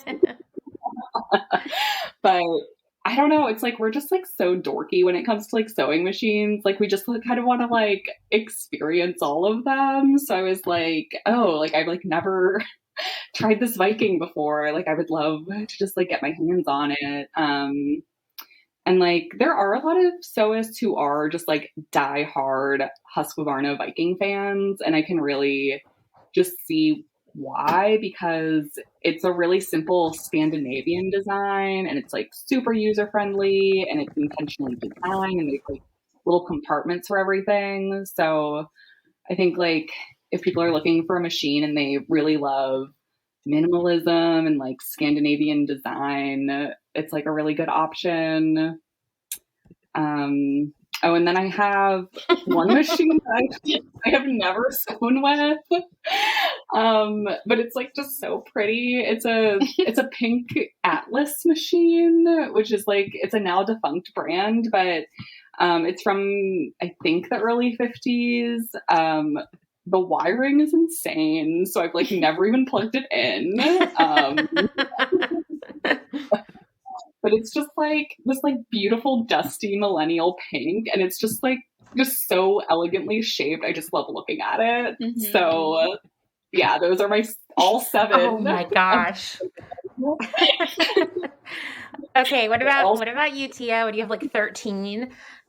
You know what? Surprisingly, I guess I have less than Rebecca right now. I will say that right now. We're always neck and neck. Yeah, I did downsize a little bit recently, but I mean, similar to Becca, I also trust older Singer machines. I have I think it's 1960s, like Singer Spartan. It's similar to what a featherweight looks like, which if you know sewing machines, it's similar in style. It's cast iron and it's like beautiful jet black, shiny, and it has this little antique power motor, which just sounds so cute. And I mean, it can only do a straight stitch, but it's so fun to use and it aesthetically looks really cool. So like I'll pull it out if I want to like, you know, just like gram a little bit, or like if it's sewing and if it feels right, I'll bust it out. But I do mainly use it's called a Juki TL 2000 QI, and it's like my first big new machine that I treated myself to. I don't know, like if you remember earlier, I said I had the same machine for like, I don't know, 10, 12 years. So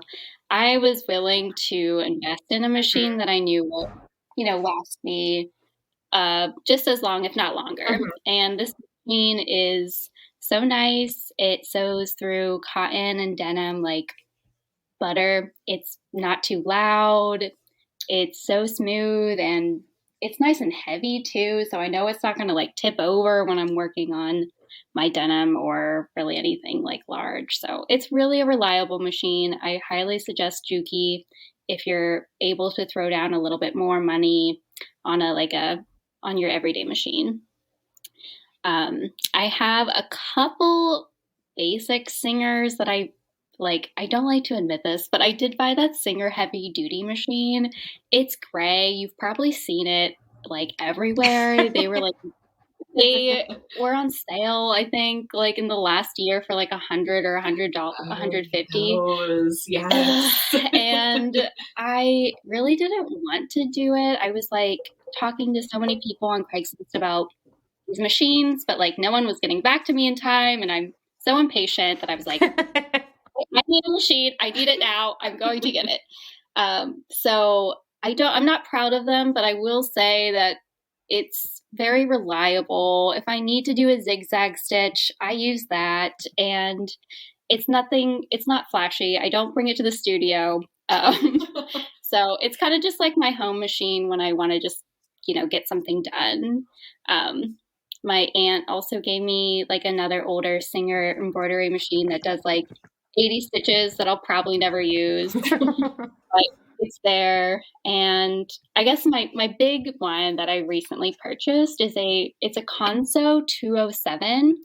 It's a darning machine, and it's industrial. It has like a cylinder arm and no feed dogs. So it's ideal for denim mending because you can put the pant leg down this like tube, and then you kind of like grip the arm and you kind of like make a rocking motion with your hands, kind of like rolling a burrito together.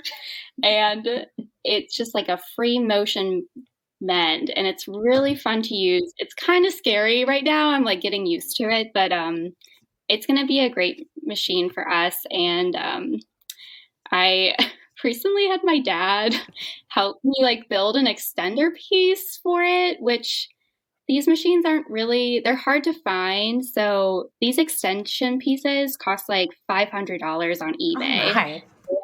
And I would have to be buying it from like Denmark or somewhere international. So like shipping's like, another arm.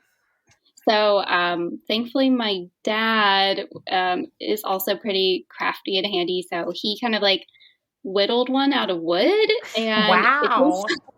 It's beautiful. That's amazing. Mr. Tuminello like did such an amazing job. I guess so. Really like it's so smooth. Like he like sanded it and like waxed it. Yeah, he's the Virgo, so like it's to the T perfect. And it just like screws onto the piece fine, and it really helps the denim motion. And I'm just so thankful that like I'm able to have it, and it's really a dream come true. So that's really my new baby is the Conso 207. Look it up, send me a DM if you want to talk about it. I love to talk about it. And I guess my last one that it's not in working condition right now, but it's a 1920s Wilcox and Gibbs. It's a chain stitch machine, but it's not used for like these new embroidery chain stitch machines. It's more so for like chain stitch hems, like on denim or like sleeves on shirts. Mm-hmm. But these machines are really cool looking. It's shaped like a G, hence the Gibbs. I think he was a farmer from the Shenandoah Valley. But I would recommend a quick Google search into this machine. It's really interesting, and I really wanted to get it up and running so we can start offering chain stitch as like a denim hem option.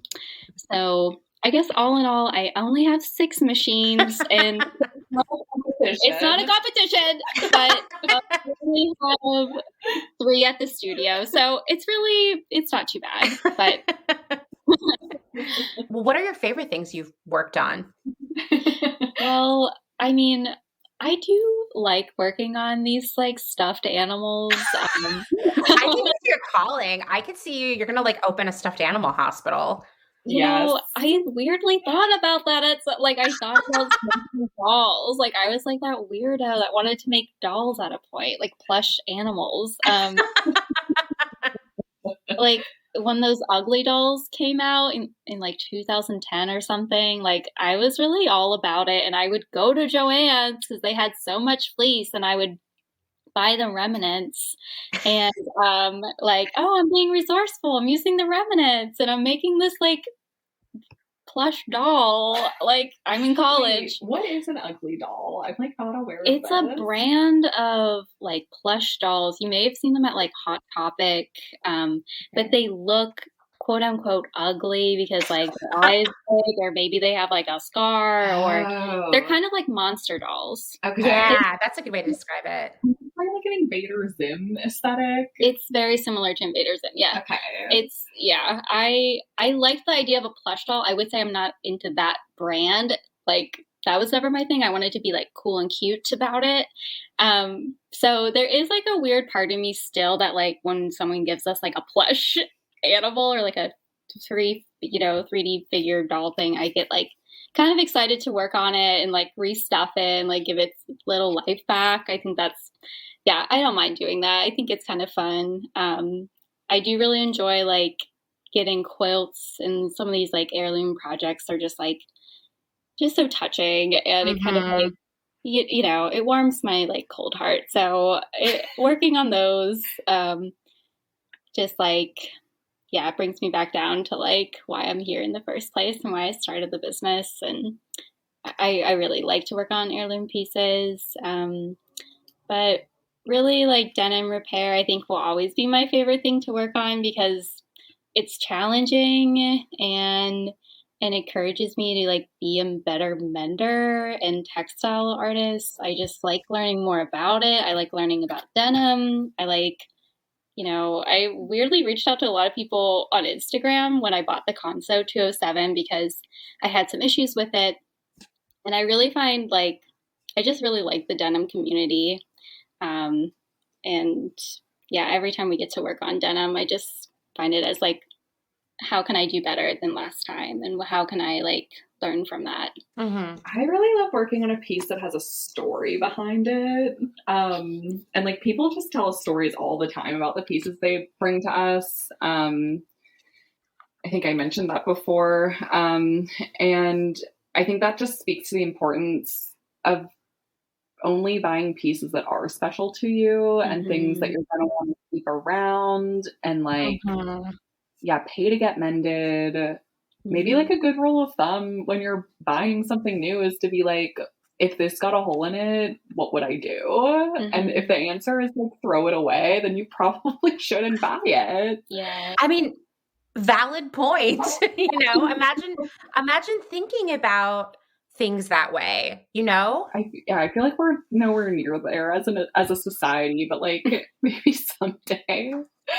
I did work on a sweater repair recently, and our client who brought it in, she had bought it in Ireland when she was doing study abroad in the early 90s.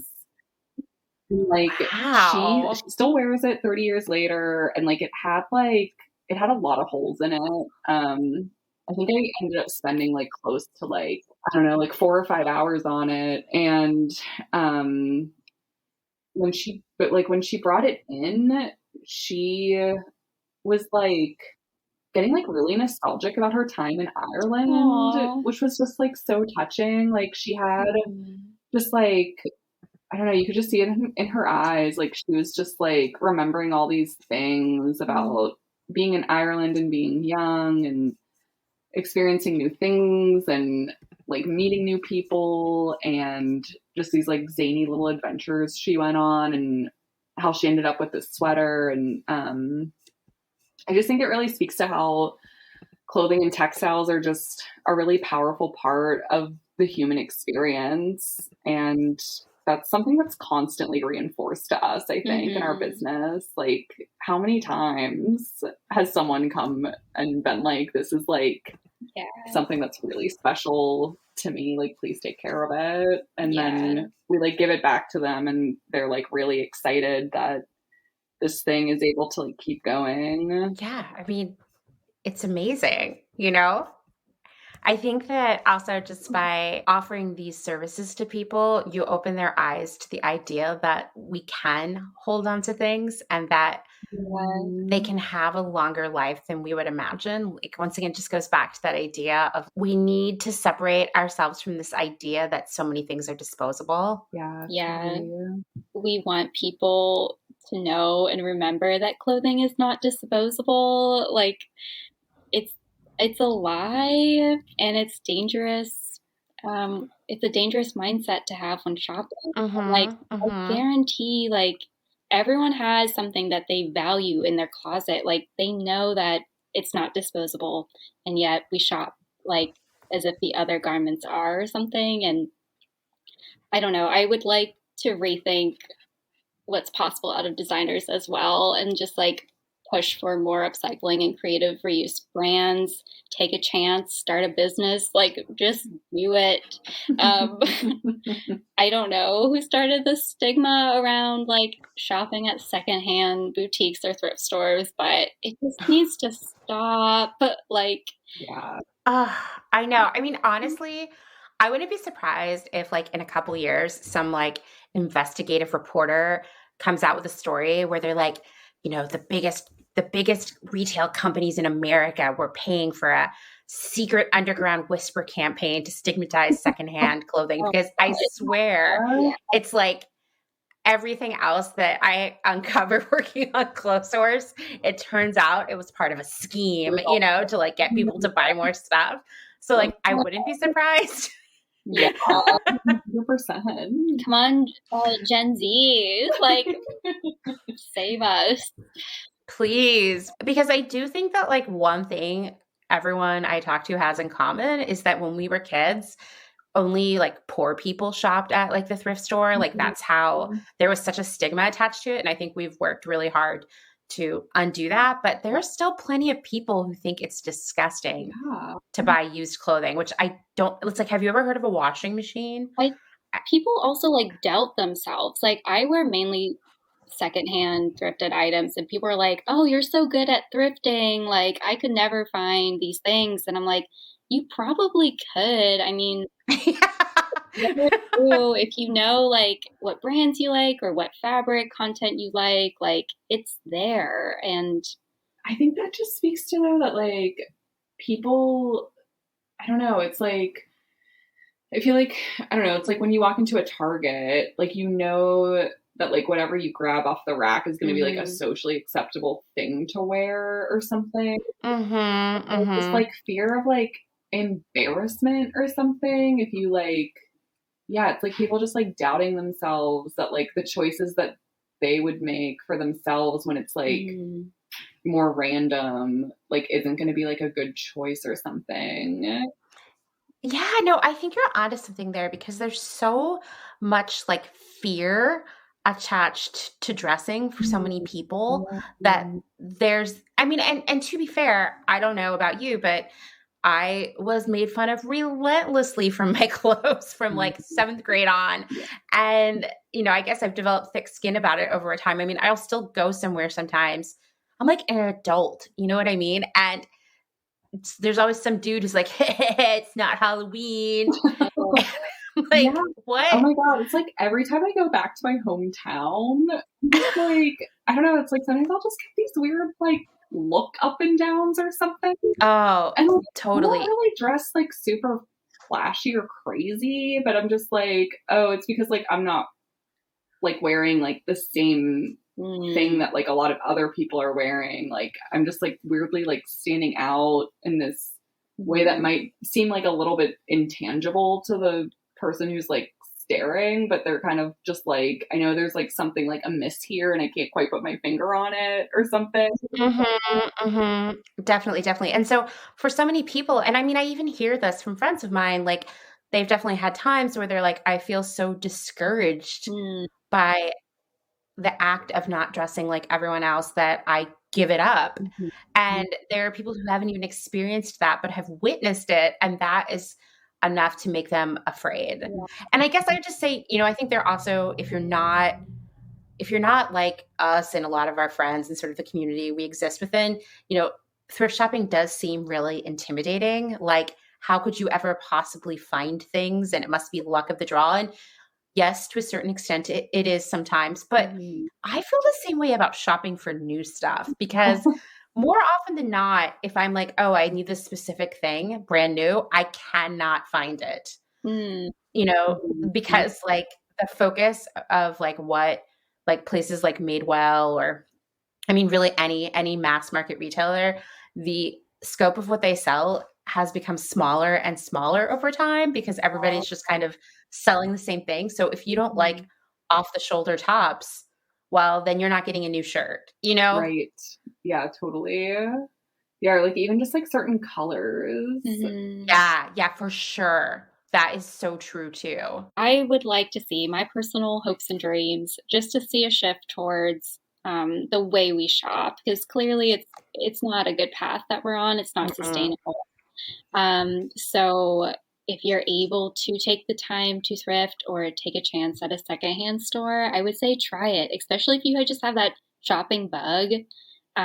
Just consider taking a little bit more responsibility. Ideally, I think we all need to be held a little bit more accountable, stores and consumers, with how we've been shopping, and more awareness about textile waste would really just benefit us all. Yeah. Also just more like, I mean, I think that like people like personally changing their habits is great. I mean, this is like the same thing as recycling, right? Like there are certain things that like you can do as an individual, but then there's also like stuff like policies at like a corporate level or on a government level. I just think about like how like social and environmental justice is so closely linked, and that's like a whole other conversation, but I think it just can like be really frustrating, because like this isn't just like something that's better. Like this is like the Earth's health, and then like also like people's lives at stake. Like it just feels like so urgent to me. Yeah. And it's just like really frustrating how like so much more needs to be done at like a much more rapid speed, but not enough is happening. And like the things that are changing just don't seem to be changing quickly enough. Like we just like, you can like listen to speeches from activists from over 50 years ago on YouTube, and like some of the things they're saying are like the same issues that we're still having in 2020, and we're still not doing enough to take care of the earth, even though like we've been aware of this for so long. And it just needs to all become like more mainstream and like just more ingrained. But like, yeah, it's like, how do you like, you can't like change a culture overnight, but I know, but it's so frustrating, because it's like you said, these conversations have been going on for decades. And in some ways, that information has been blocked by larger corporate interests from getting to most people's ears. But there are people who have known this whole time too, and have been willfully sort of oblivious, you know? Yeah. So the time is now to change it. And it is not easy, because like I've talked about before, we've been kind of trained to want to buy lots of stuff since we were kids. It's beyond a habit for us, you know? Yeah. And I think it's just like our responsibility, and everyone who's listening to this podcast in general, like we know better. And I think we just have to be advocates and just try to tell people, like inform them why it's wrong. A lot of people don't understand why it's wrong. So like once you just start informing them, and like it all starts to like click together, I just think it's great. You just have to keep it going. Yeah. And that is one thing I really love about this whole mending, like not to like kind of keep bringing it back to us or anything, but like if you like wear something that's like been patched or something, then like someone's going to notice that, you know, if it's in like a fun, crazy color or like a contrasting fabric. And it just kind of normalizes it, I think. And that's what we need to do. we need to normalize secondhand. We need to normalize mending. And I feel like this is starting to pick up momentum. And even like on the retail side, more and more businesses are trying to get into the secondhand game because they see that's the direction it's going. Of course, their intentions are not pure, you know, so they're going to like wrap it all up in plastic and do other dumb shit with it. But just the fact that like big mainstream brands are like dipping their toe into secondhand, it says something about this way of life, this awareness really picking up momentum.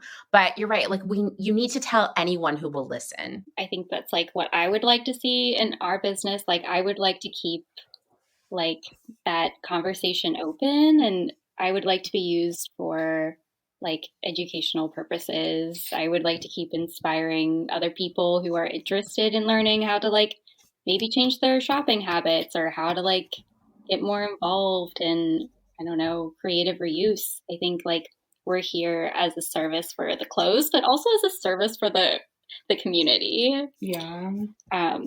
So yeah, it would be great to like, you know, one day really open up Old Flame into maybe like community outreach or have like, you know, workshop programs, just like keep building community, keep building creative ways to change.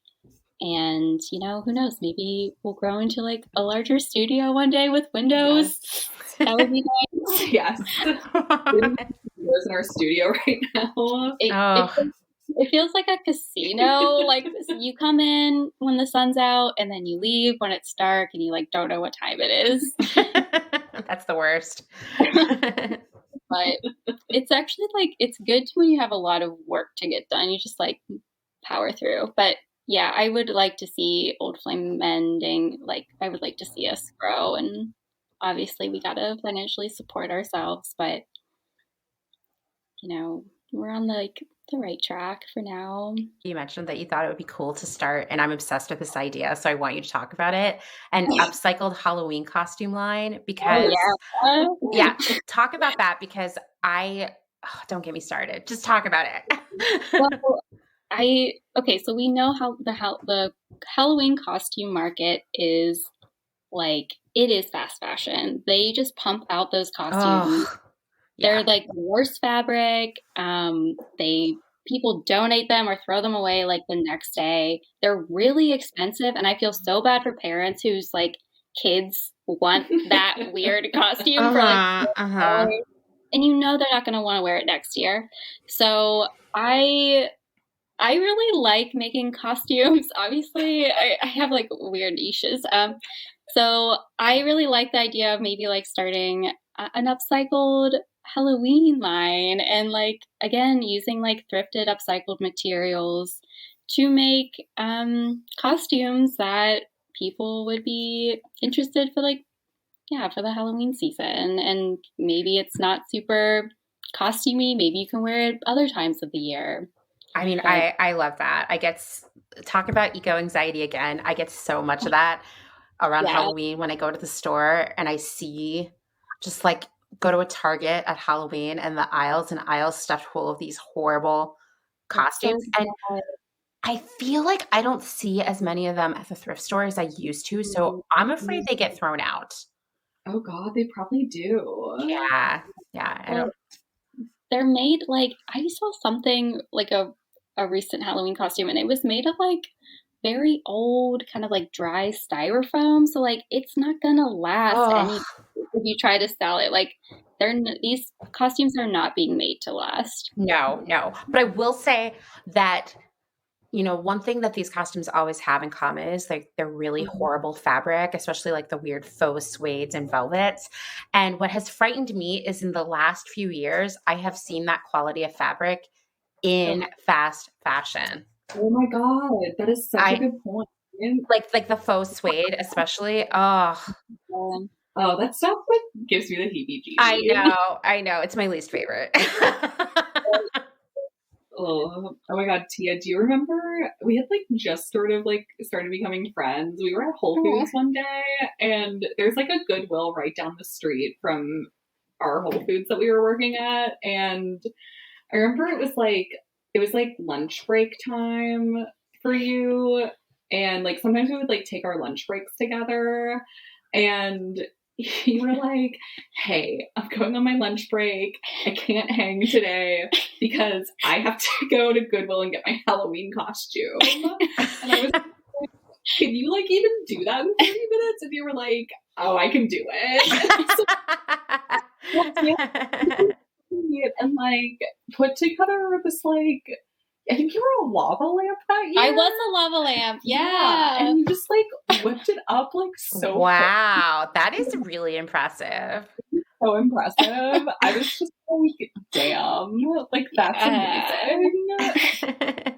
So what about you, Rebecca? Like, what are your hopes and dreams for the business? So I'm a Leo. We've been like talking about like astrological signs all throughout this. I just want to come out and say I'm a Leo. I'm a Sagittarius. She is a Sagittarius. So we've got 2 fire signs going, and that can be like really great because like we just like fire each other up. Yeah. But like, yeah, I definitely have like the Leo pride thing going on. So I'm just like, this thing, like our business cannot fail. I hear you on that. I am also a Leo. I understand that. Yeah. So you feel me. I'm just like, I just want to fight tooth and nail to like keep it going and like just deliver our customers a good experience. It's just been something I like want to strive for, is just like, yeah, like not embarrassing myself because like I gave someone a bad experience or something. And it's just been like also really fulfilling to connect with other people who are working in or interested in sustainable fashion here in Pittsburgh, but like also beyond Pittsburgh. I think that we're just in some like really like interesting and like particular intersections of a few things. Like we're like fashion, but we're like fibers. Like a lot of our stuff is like kind of informed by like just like craft and like fiber content, and like we both have like a background in art, and like the things that we do are really custom, so like it kind of is an art. But we're also like, you know, we're very much like in sustainability, and like that's like our driving energy. But then like we also like do a lot of stuff with like vintage and heirloom stuff, and then because like we do pop up at the farmers market, and there is just like such like a close correlation between like clothing and food. Like they're 2 like pretty basic needs. I feel like there are like just some intersections with like farming and food justice and like social justice. So there's just so many things that inform our business practice, and I just want to keep just like exploring that and just like keep like gassing other people up and figuring out ways to collaborate with others. Speaking of which, I want to give another shout out to our friend Meg Chelu. Hi, Meg. Meg she's the owner of Scavenger Vintage here in Pittsburgh, and she's also a fellow Clotheshorse, and she's actually the one who introduced us to this pod. Yay! So it's like cool though, because like Meg is like really into fashion, and she's one of our biggest cheerleaders, and she's also our go-to person when people ask us if we can do a custom dye job for them.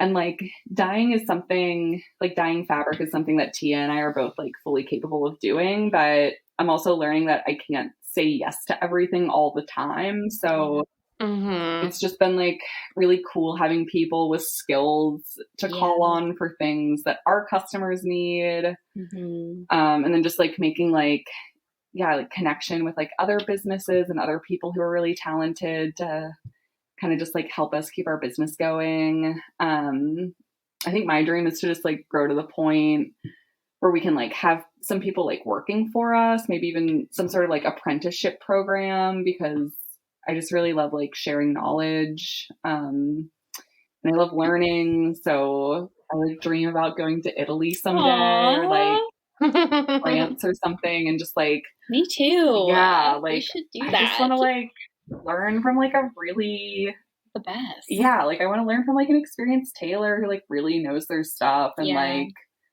yeah, I don't know, like old tailors tend to be like really crabby, but it's true though. Why is it so true? I don't know.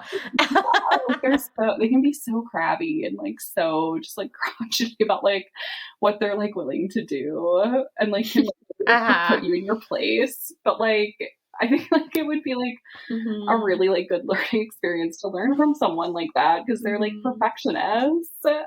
Oh my gosh, for sure. It'd be incredible. Yeah. Like I'm like, okay, you might make me cry a few times, but learn things. But yeah, those are all like bigger long-term goals. I think for now my main goal is to just like continue the slow and steady growth and just be able to like we're both working other jobs, so it would be nice to be able to just do this full time and yeah, just have one job would be cool. I mean, you two are getting me so hyped up on Pittsburgh. I can't wait to come for a visit. There just seems like there's so much cool stuff happening there. Well, and we're not that far away from you, really. No. Like what? Like maybe the 3-hour drive or something. Yeah. We really want to come to bird in hand. Yeah. Oh my gosh, we're totally gonna have like a Clotheshorse conference here as soon as everyone's vaccinated. Don't worry. Wonderful. I'm like hoping like it would be amazing if everybody could be vaccinated by fall because fall out here is incredible. Well, I'm sure it's gorgeous. Yeah. It's gorgeous, yeah. And there's just like so much to do and see, and there's like a lot like incredible thrifting, as I've mentioned. So I can't speak highly enough of it. You know, when we moved here, we weren't really sure how it was going to go because we've lived in the city our whole adult lives. But if we can't move back to the West Coast, this is a great place to be. You know, that's so cool. Aww. Yeah, I love it out here. I'm imagining like really like top notch apple butter. Oh, for sure. All the butters, you name it. They've got them. Pear butter, we have it. Pumpkin, we've got it. I'm so many like wild baked goods and jams of all varieties and cheeses. Cheeses. We're ready. Yeah. As soon as everyone's vaccinated, the conference is happening. I live near multiple motels and bed and breakfasts too. So like everybody could be really close by. It'll be amazing. It's perfect. Well, it was so nice to talk to you ladies. This is definitely going to be like a 3-part episode. So there's like very little to cut out, which is great. You know, people are going to be really excited and they're going to learn so much. Well, good. Thank you so much. Yeah. Thank you, Amanda. Have a good night. Yeah. Thank you so much.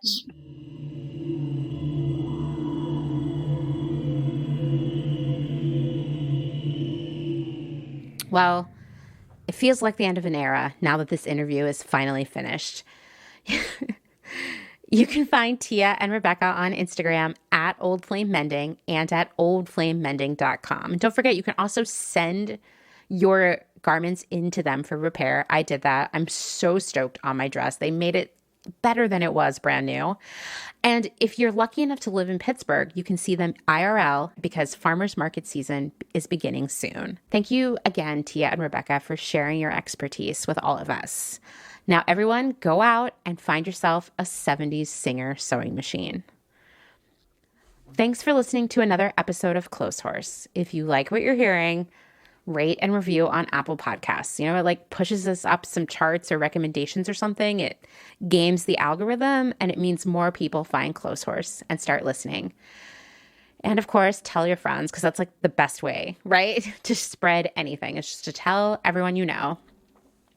If you're interested in supporting my work on Clotheshorse via Patreon, you can find out more at patreon.com/clotheshorsepodcast. You can also send a direct donation via Venmo to @crystal_visions. You know, thank you to all of you who support Clotheshorse and me, whether it's via cash money or leaving reviews on Apple Podcasts or just recommending it to your friends. All of this stuff is so meaningful and so impactful, and it's the fuel that keeps me going, even during Vegan Leather Week.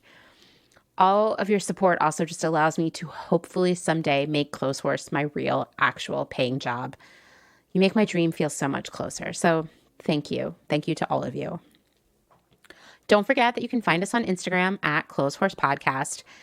And every Friday, I'm doing an Instagram Live at 8 p.m. Eastern Time where I'll update you about blog stuff and answer your questions about this week's episodes or really anything else. If you missed last Friday's, I came in full geriatric Lolita garb. We had a great time.